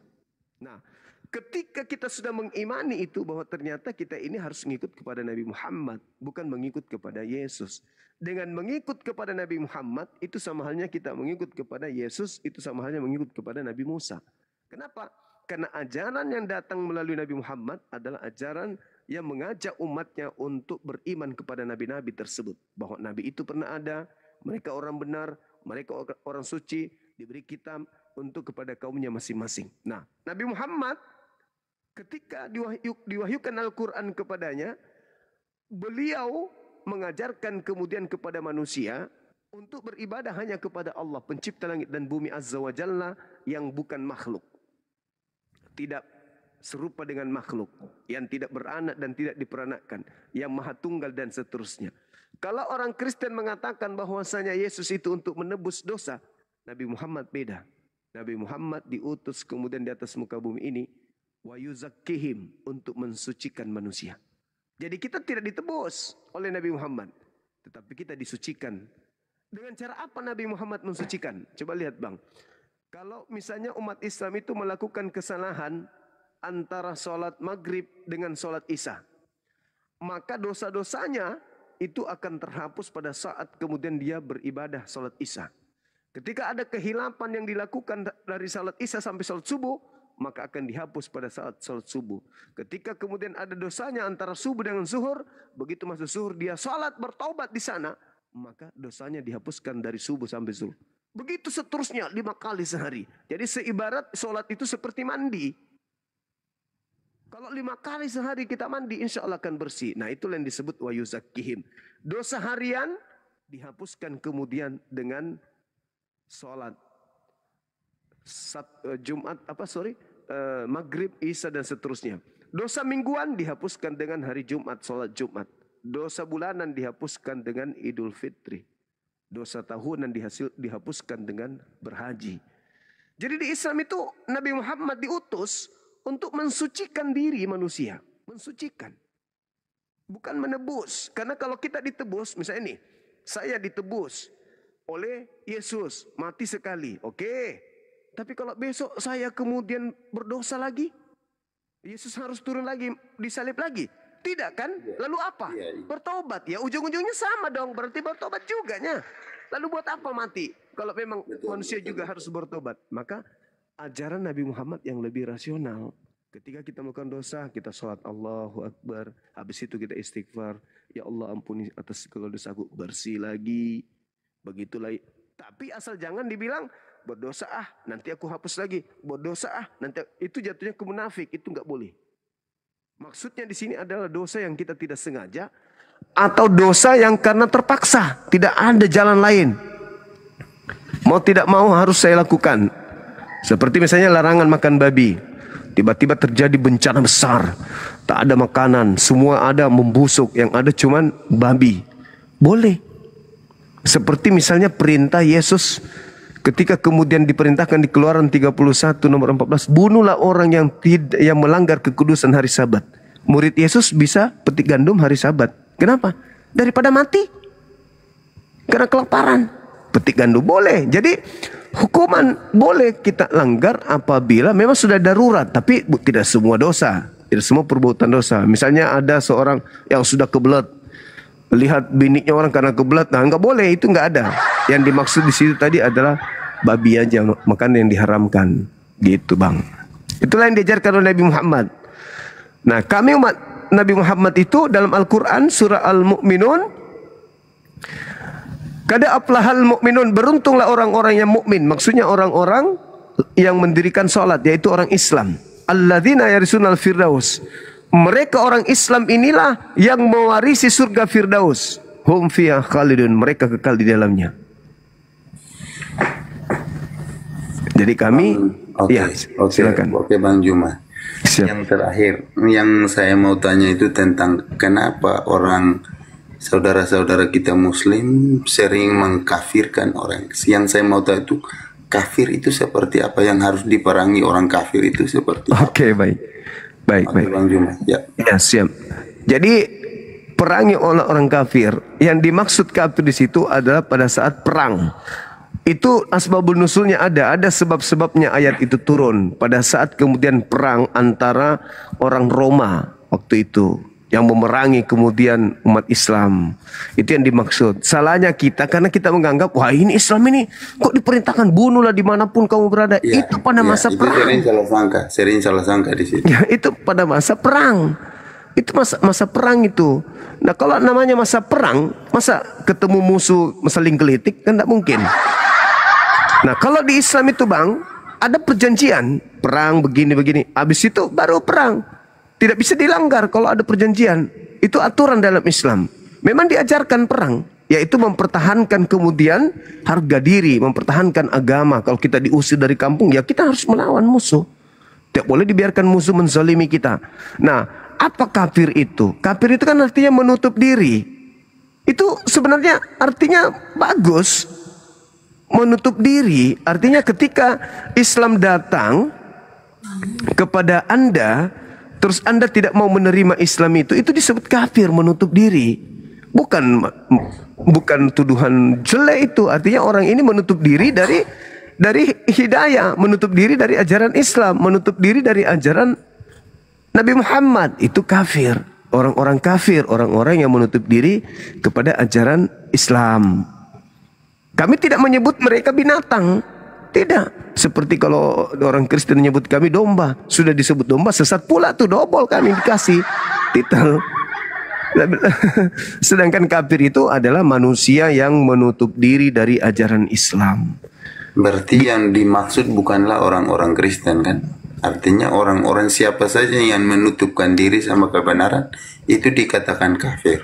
Ya, kalau kita menggunakan kaidah bahasa iya, tapi kalau berbicara mengenai kaidah agama, ya kafir itu di luar Islam, orang yang menutup diri kepada Islam. Nah, ada satu hal yang menarik di Matius 5:22 itu, di situ ada kata kafir dalam Bible. Padahal bahasa aslinya itu raka. Raka itu artinya B-O-D-O-H itu. Tapi diterjemahkan oleh lembaga Bible menjadi kafir. Padahal kafir itu bahasa Arab. Harusnya raka itu diterjemahkan aja blow on atau geblek, jangan ke kafir, karena kata kata bodlo itu jadinya konotasinya menjadi buruk jadinya kafir itu. Padahal kafir itu adalah orang yang menutup diri dari agama Islam. Tapi di situ diterjemahkan jangan kau menyebut saudaramu kafir, jangan kau menyebut saudara. Akhirnya kafir itu menjadi jelek. Kalau ketika kami mengatakan kafir, orang Kristen mengatakan, oh, kurang ajar Islam ini mengatakan kafir. Padahal ya ayyuhal kafirun, wahai orang-orang yang menutup diri dari kami, dari Islam. Gitu. Bukan jadi buruk jadinya, karena dipakai oleh Bible menjadi buruk lah dia. Jadi gitu, saudara. Satu lagi Bang Juma tadi menjelaskan mengenai Yesus diutusannya domba-domba yang hilang daripada Israel. Iya. Kalau gimana dengan orang yang di luar Israel? Kalau begitu bertentangan dengan kata-kata lain yang Yesus berkata di amanat agung yang tadi Bang Juma sebutkan. Oke, baik. Bahwa pergilah ke seluruh dunia dan baptislah mereka dalam nama Bapa, Putra dan Roh Kudus. Itu kan perintah utama. Dan ajarlah mereka. Nah itu gimana Bang Juma, tanggapan Bang Juma tentang hal itu? Sementara itu tertulis dan itu kata-kata Yesus juga. Baik. Saya terangkan. Jadi gini, Yesus itu adalah orang benar. Yesus itu orang yang dikasihi Tuhan. Ya. Yesus itu malah dikatakan inilah anakku yang kukasihi, kepadanya aku berkenan. Malah di Yohanes 17 di data-data awal itu nomor 1, nomor 2, nomor 3, ya Bapa permuliakanlah aku sebagaimana kemuliaan yang kumiliki di kehadiratmu sebelum dunia ada. Berarti Yesus ini adalah orang yang dimuliakan Tuhan kan? Nah, dia adalah orang benar, dia adalah orang yang dikasihi. Ketika orang-orang Yahudi ingin membunuh orang yang benar, Tuhan pencipta langit dan bumi mengizinkan tidak? Tergantung visi dan misinya Bang Juma. Nah, apa visinya? Kenapa harus dibunuh? Ada nggak kaidah di dalam agama Yahudi? Bunuhlah orang benar supaya kamu diselamatkan. Kan tidak ada. Keluaran. Ini, Pak, saya boleh dengar karena silakan. Dia menyamakan dirinya dengan Allah. Wah. Dia sebut dirinya anak Allah. Wah, salah.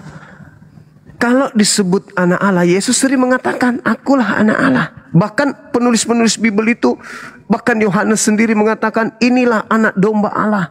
Bahkan dikatakan, ya Allahku, ya Tuhanku dan seterusnya. Itu sering. Dan juga Israel disebut sebagai anak Allah.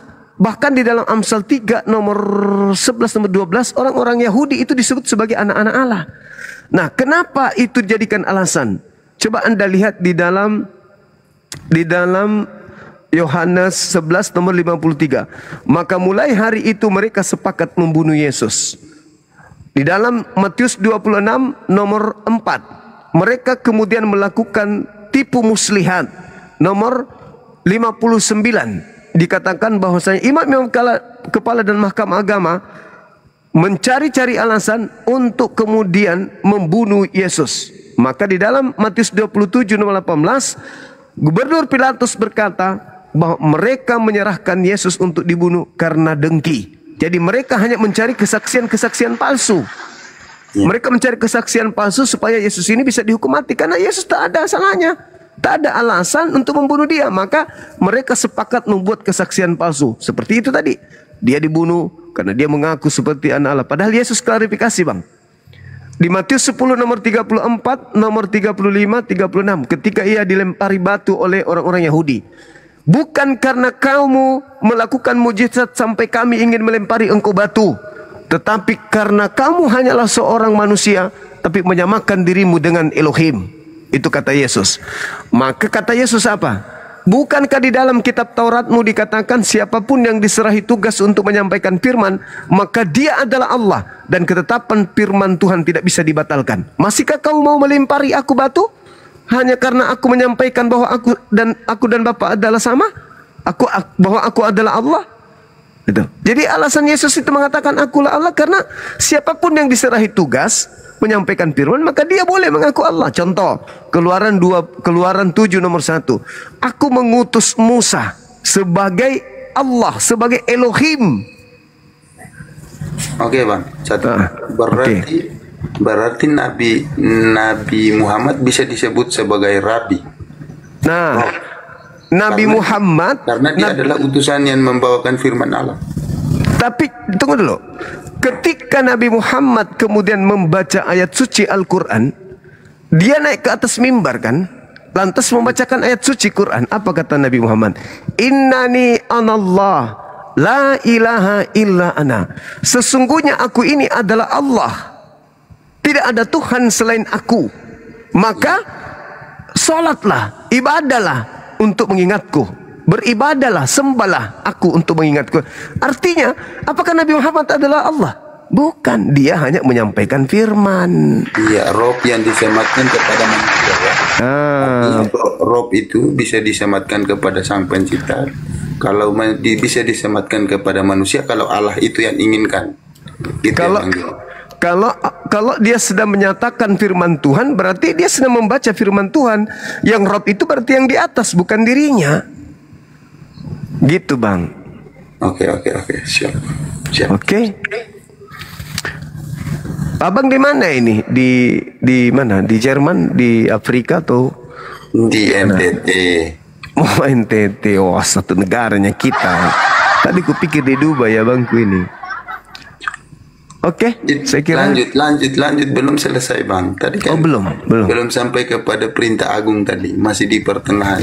Oh ya, perintah agung. Oke, sorry saya lupa. Betul itu. Jadi ketika kemudian ada Yesusnya ini mengatakan bahwasanya dia orang benar, dia orang yang dikasihi. Ketika ada pencobaan untuk melakukan pembunuhan terhadap dirinya, Tuhan tidak mungkin tinggal diam dong. Maka dia diselamatkan kemudian oleh Tuhan. Kenapa? Ada perintahnya. Apa perintahnya? Jangan kau membunuh orang yang benar, jangan kau membunuh orang yang tidak bersalah. Sebab aku Tuhan tidak akan membenarkan orang yang bersalah. Keluaran 23 nomor 7 nomor 8. Nah, sekarang boleh nggak dibunuh Yesus? Menurut Tuhan nggak boleh kan? Gini bang. Berarti itu bertentangan dengan perkataan Yesus bahwa anak manusia akan dibunuh dan mati dan bangkit di antara 3 hari itu dia akan bangkit. Oke, Markus 9 nomor 30-31. Iya. Dan anak manusia akan diserahkan kepada manusia untuk dibunuh dan setelah 3 hari dia akan bangkit. Kenapa dia tidak mengatakan anak manusia akan diserahkan dan aku akan dibunuh? Kenapa tidak mengatakan aku? Kenapa harus mengatakan dia? Karena bukan dia yang dibunuh. Yesus mengatakan dalam Yohanes 10 nomor 17 nomor 18, tidak ada yang bisa membunuh aku. Tidak ada. Tidak ada yang bisa. Tidak ada yang bisa mengambil nyawaku. Berarti yang diserahkan kepada manusia dan dia dibunuh. Berarti itu bukan Yesus. Itu bukan Yesus bang yang dibunuh itu. Tapi orang yang diserupakan dengan Yesus. Coba kita lihat di dalam Markus 16 nomor 12. Apa katanya di sana? Kata Markus, dan Yesus menampakkan diri kepada kedua muridnya dalam rupa yang lain.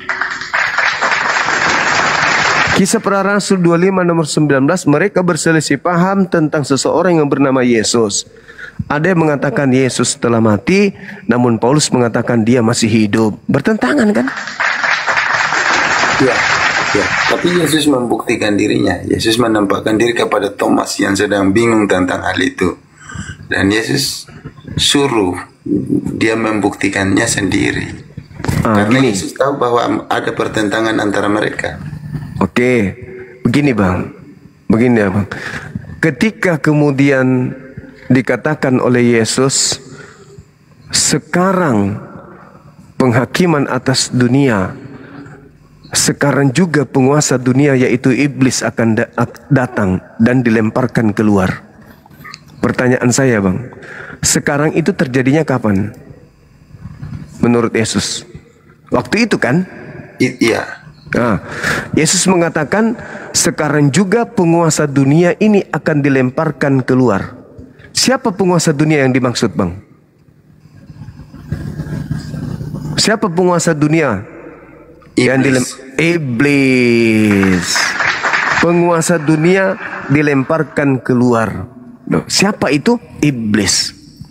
Sekarang iblis itu dilemparkan keluar dari mana? Yesaya 14 nomor 12 sampai nomor 15. Wah, sang bintang timur, engkau jatuh dari langit.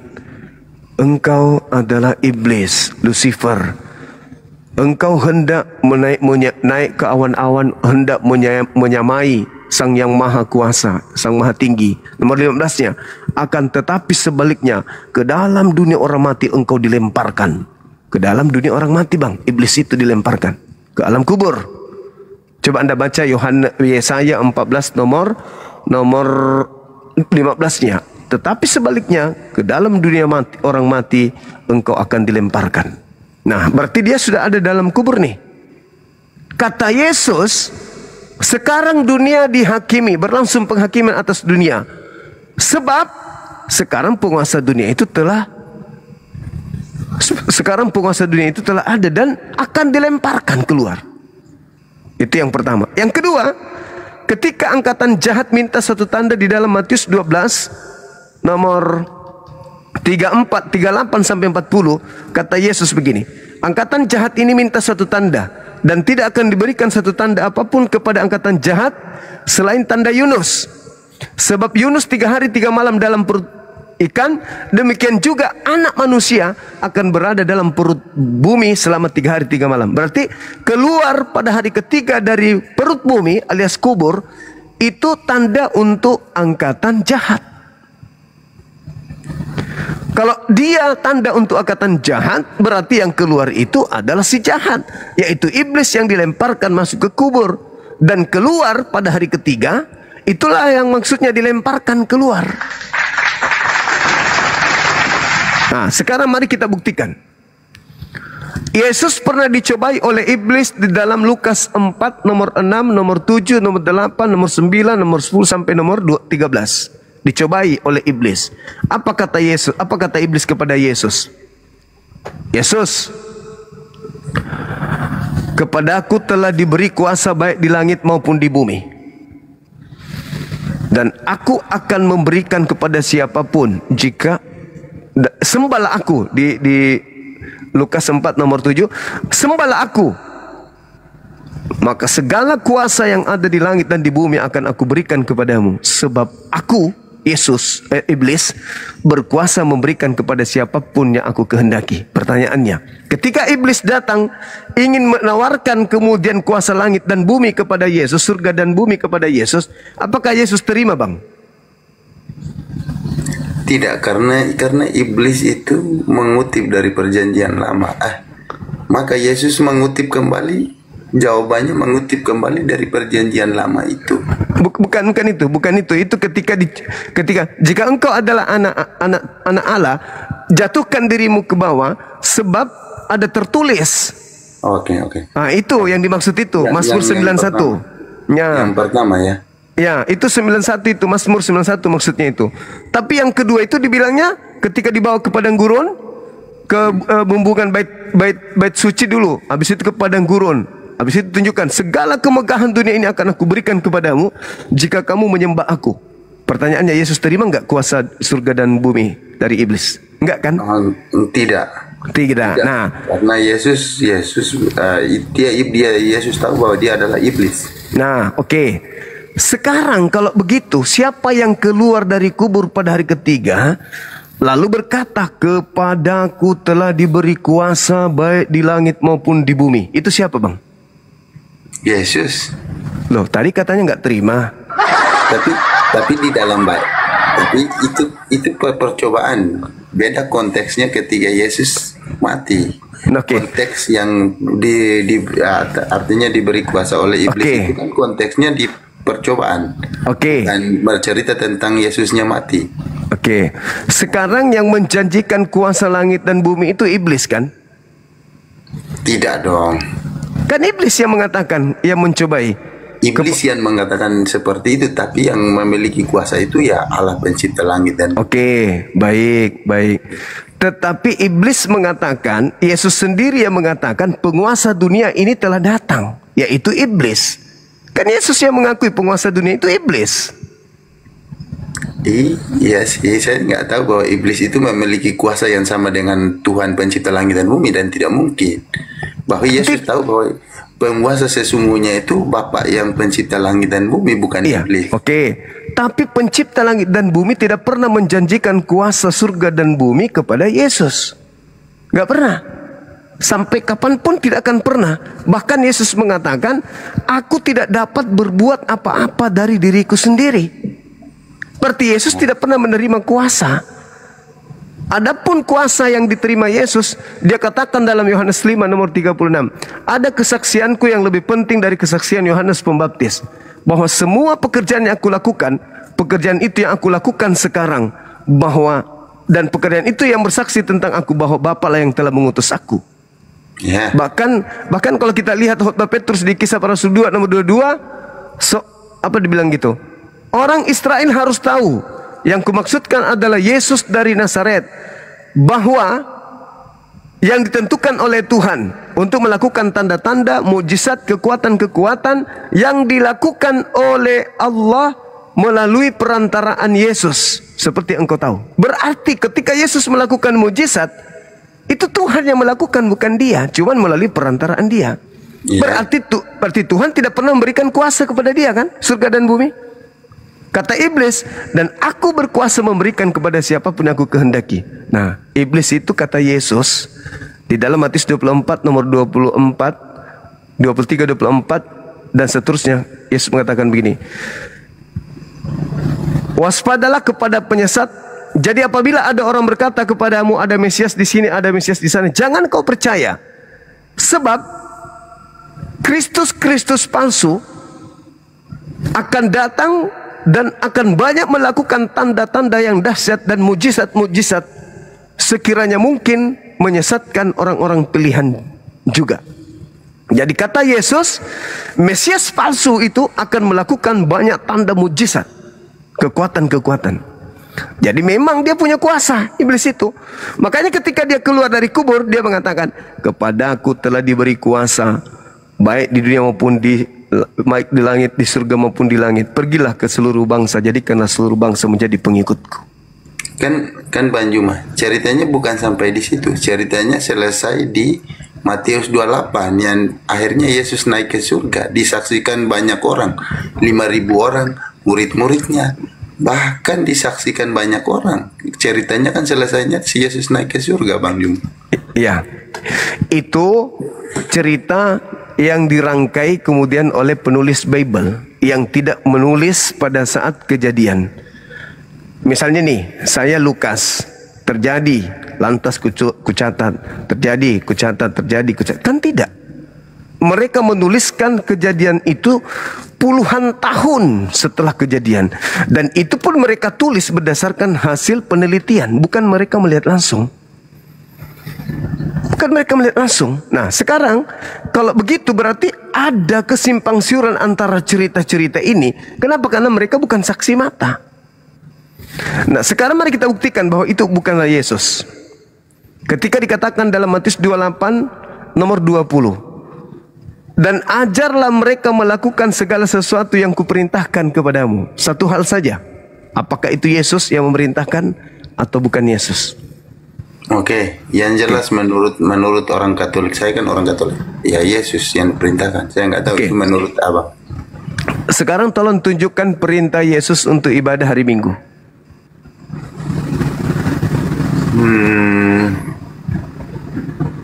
Saya nggak tahu persis di dogma Katolik mungkin ya, karena saya bukan ahli agama ya Bang Juma.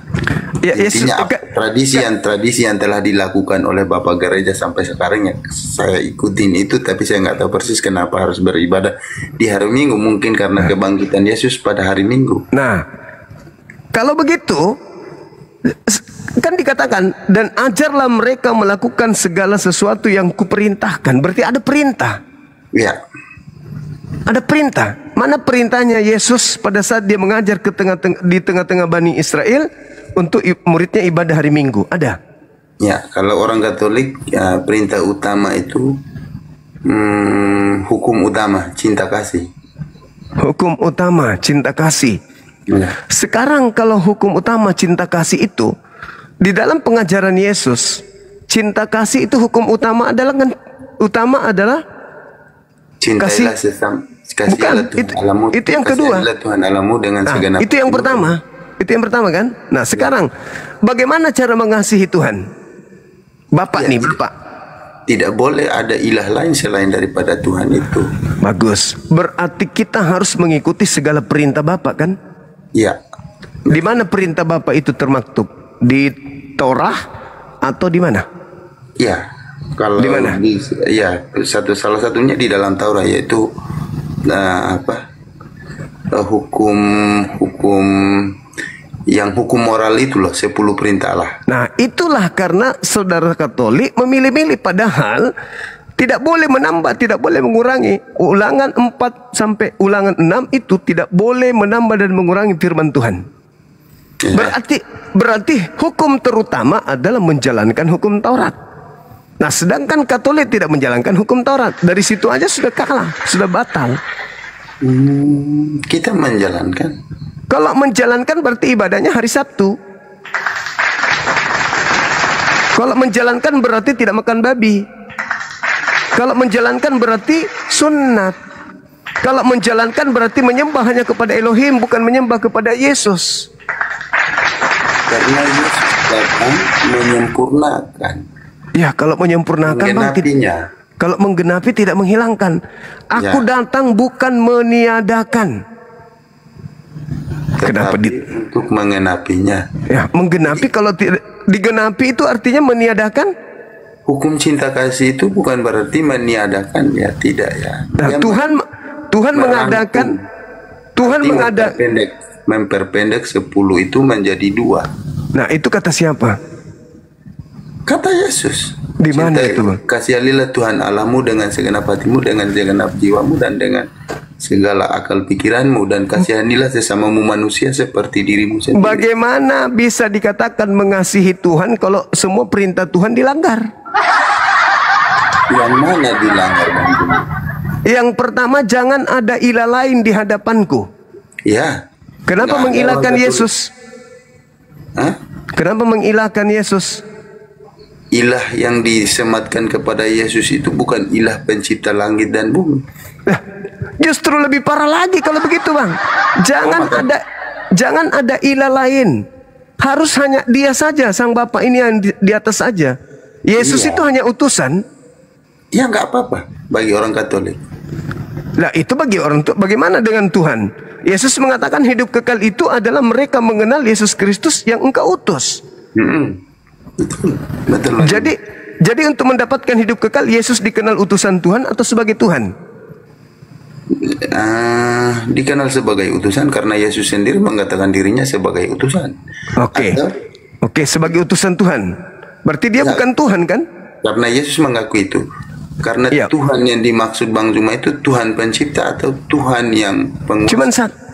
Cuman ada satu Tuhan, Dia yang pencipta, Dia yang penguasa, cuman satu. Itu namanya Ahad.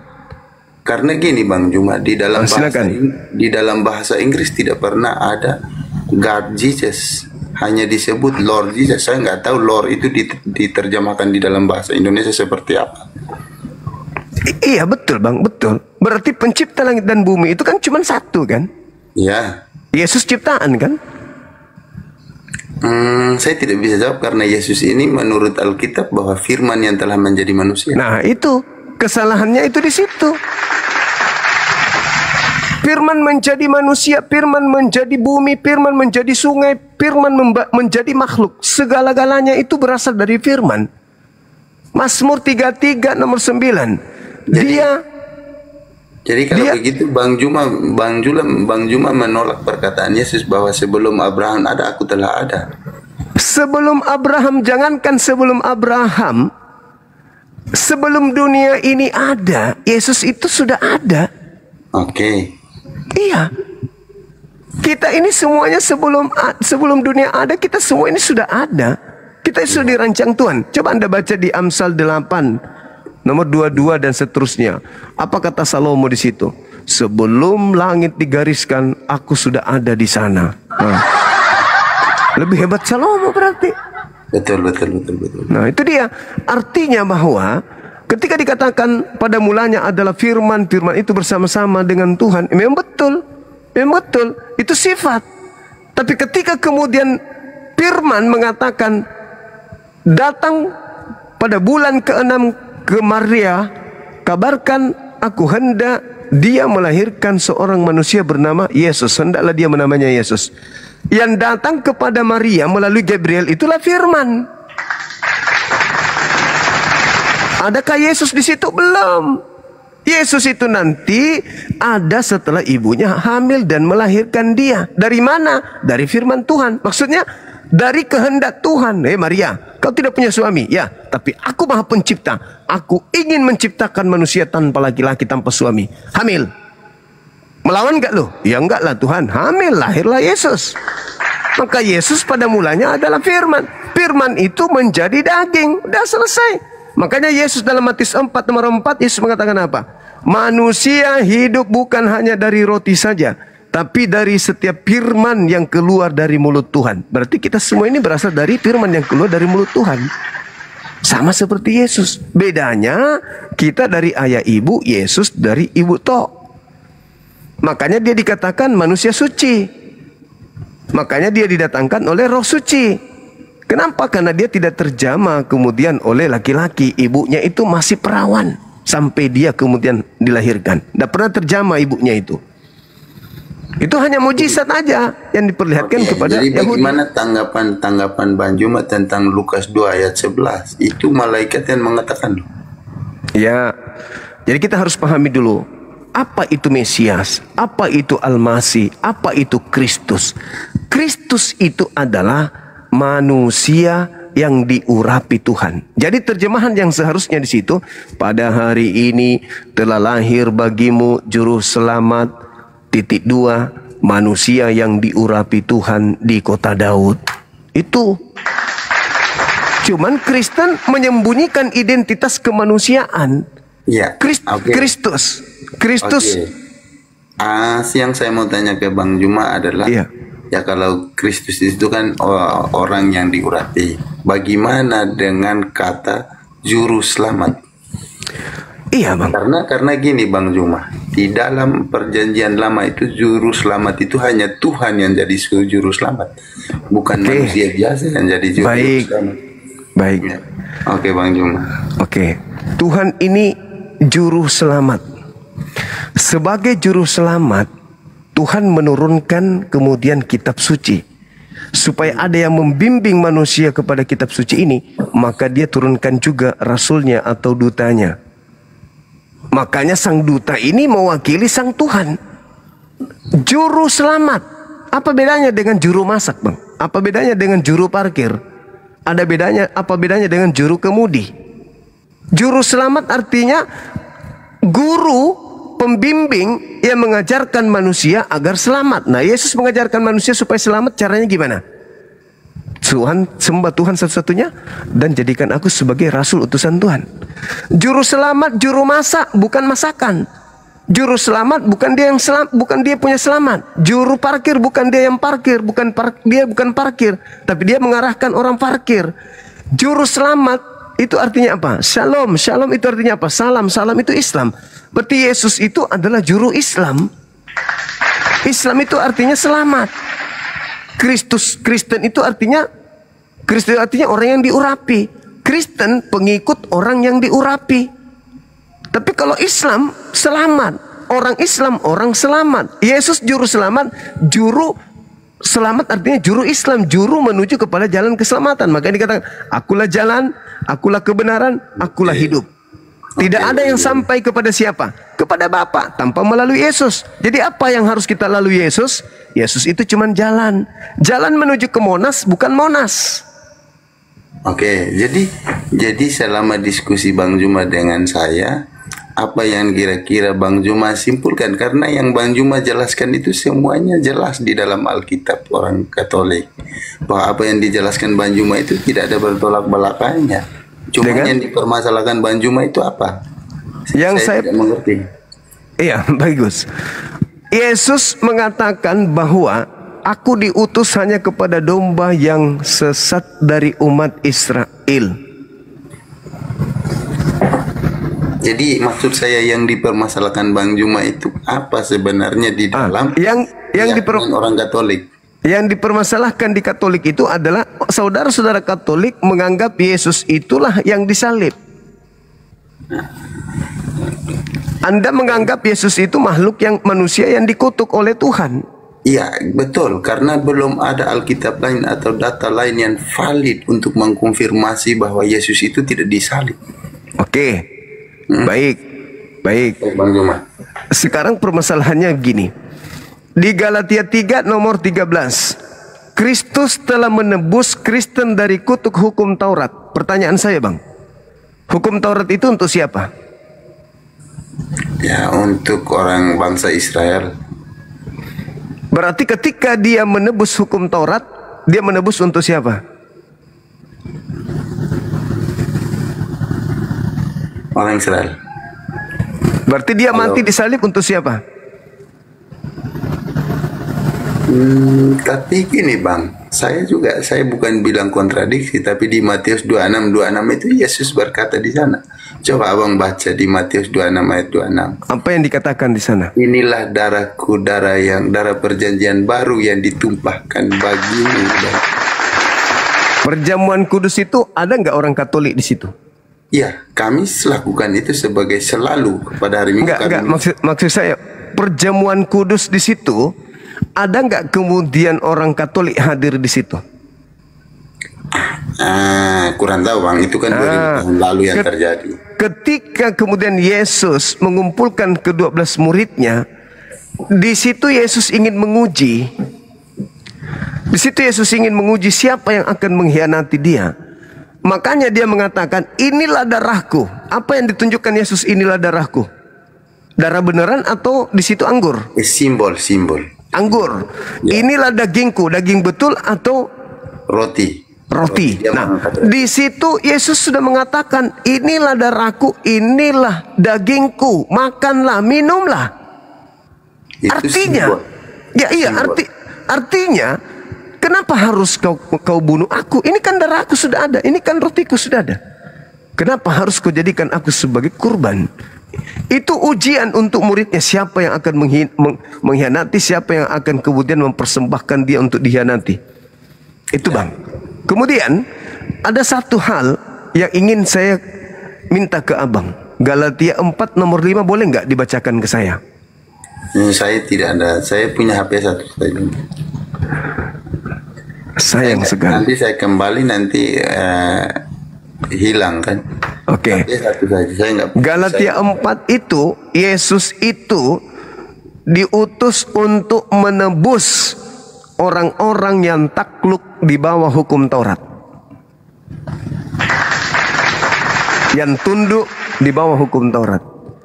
Nah, sedangkan hukum Taurat itu adalah perintah Tuhan yang untuk Bani Israel saja. Jadi ketika Yesus mati pun mati untuk mereka yang memiliki Taurat. Kalau yang saya tahu memang Yesus itu diutus pada domba-domba yang hilang dari Israel. Tapi ternyata domba-domba yang hilang daripada Israel itu membengkangkan hatinya, maka Di versi lain, Yesus pernah berkata, dia akan mengumpulkan domba-domba dari luar bangsa Israel yang menjadi kawanan domba daripada bangsa Israel itu sendiri. Yohanes 10 nomor 16. Itu masih hafal semua. Masih ada lagi dombaku di luar dari kandang ini, aule. Iya itu. Nah, oke. Itu kayak ilustrasi bahasa saja sih. Saya kurang tahu penjelasan. Oke. Yehezkiel 5 nomor 12, 13 dan seterusnya. Sepertiga dari kamu akan aku bunuh, sepertiga dari kamu akan mati kelaparan, sepertiga dari kamu akan aku hamburkan ke seluruh penjuru mata angin, ke seluruh penjuru bangsa. Itu domba, sepertiga dari keturunan Israel dibunuh, sepertiga mati kelaparan, sepertiga lagi akan aku hamburkan seperti angin ke seluruh penjuru dunia. Nah, yang disebut domba, Bang, yang disebut domba, Anda baca di Yeremia 50 nomor 17. Yang disebut domba adalah Bani Yakub alias Bani Israel. Berarti domba itu Bani Israel. Bani Israel sepertiga dilemparkan keluar.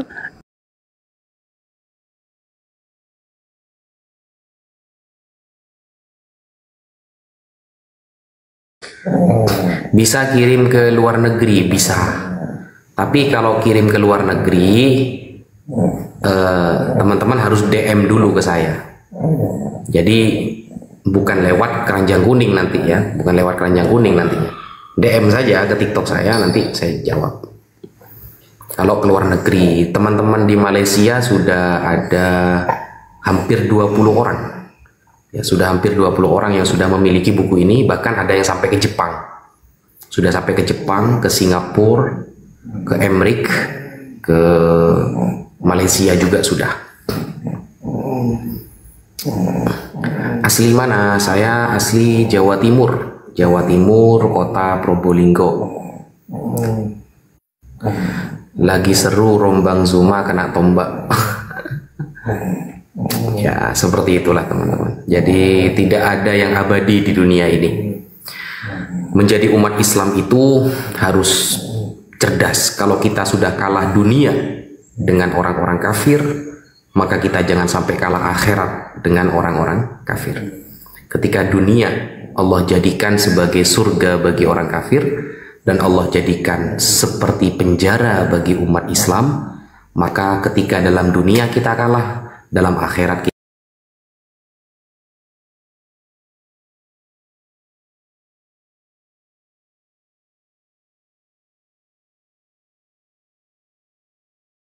wanita pesundul, pesundal, bukan pesundul. Nggak usah nyomot-nyomot, nggak paham kok segala. Jadi bapaknya Oten-Oten ini dan pergi mencari wanita nyungsep, semua nyungsep. Sudah begaduh, lahirlah Mandru contohnya, kan gitu, Pak. Jihadis darah halal nyungsep semua, mau Hamas, mau Iran, mau apa, nyungsep masa kebenaran itu, bos. Sampai kapanpun. Ini kan harus diikuti oleh laki-laki yang Kristen. Muter-muter. Udah dibilang saya tantang tadi, ajab laknat langsung digaskeun, bos, baca-baca ayat kursi dari sana. Ayat puasa, mumpung saya lagi berdosa nih, mungkin mempan nanti ajab laknatnya. Lah, katanya kuasa terang, tapi aku berdosa. Saya berdosa, namanya kebenaran itu menolong ya. Saya dirangkul sama kebenaran. Ngawur kau, ngawur. Sama kegelapan, mainkan dong. Ngawur kau, ngawur.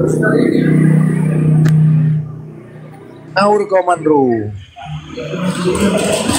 Nggak usah muter-muter, coy. Capek habis waktu. Kok muter-muter? Dan zamannya si FBI dulu. Enggak, Tuhanmu mengatakan kalian ini adalah sejak turun juga, sejak kalian nggak terima, nggak ada otak. Kalian nggak terima. Tuhan kalian mengatakan kalian ini apa? Idiot. Usah kau nyomot-nyomot, nggak penting, coy. Nyomot-nyomot nggak paham. Tuhan yang berkata kalian ini idiot. Videonya kau tonton ya, coy, dan kau lihat semua umat paling besar di dunia mempercayai. Ngapain kau nggak ada otak? Di mana, Bu? Tolongnya kau. Buktinya seluruh umat di dunia mempercayain anjing. Di mana buktinya idiot? Anjing, anjing. Anjing gas belak anjing. Tahu kau anjing. Oh, sabar. Bukan sabar, kalau dikasih tahu keterangan tegas, mikir anjing.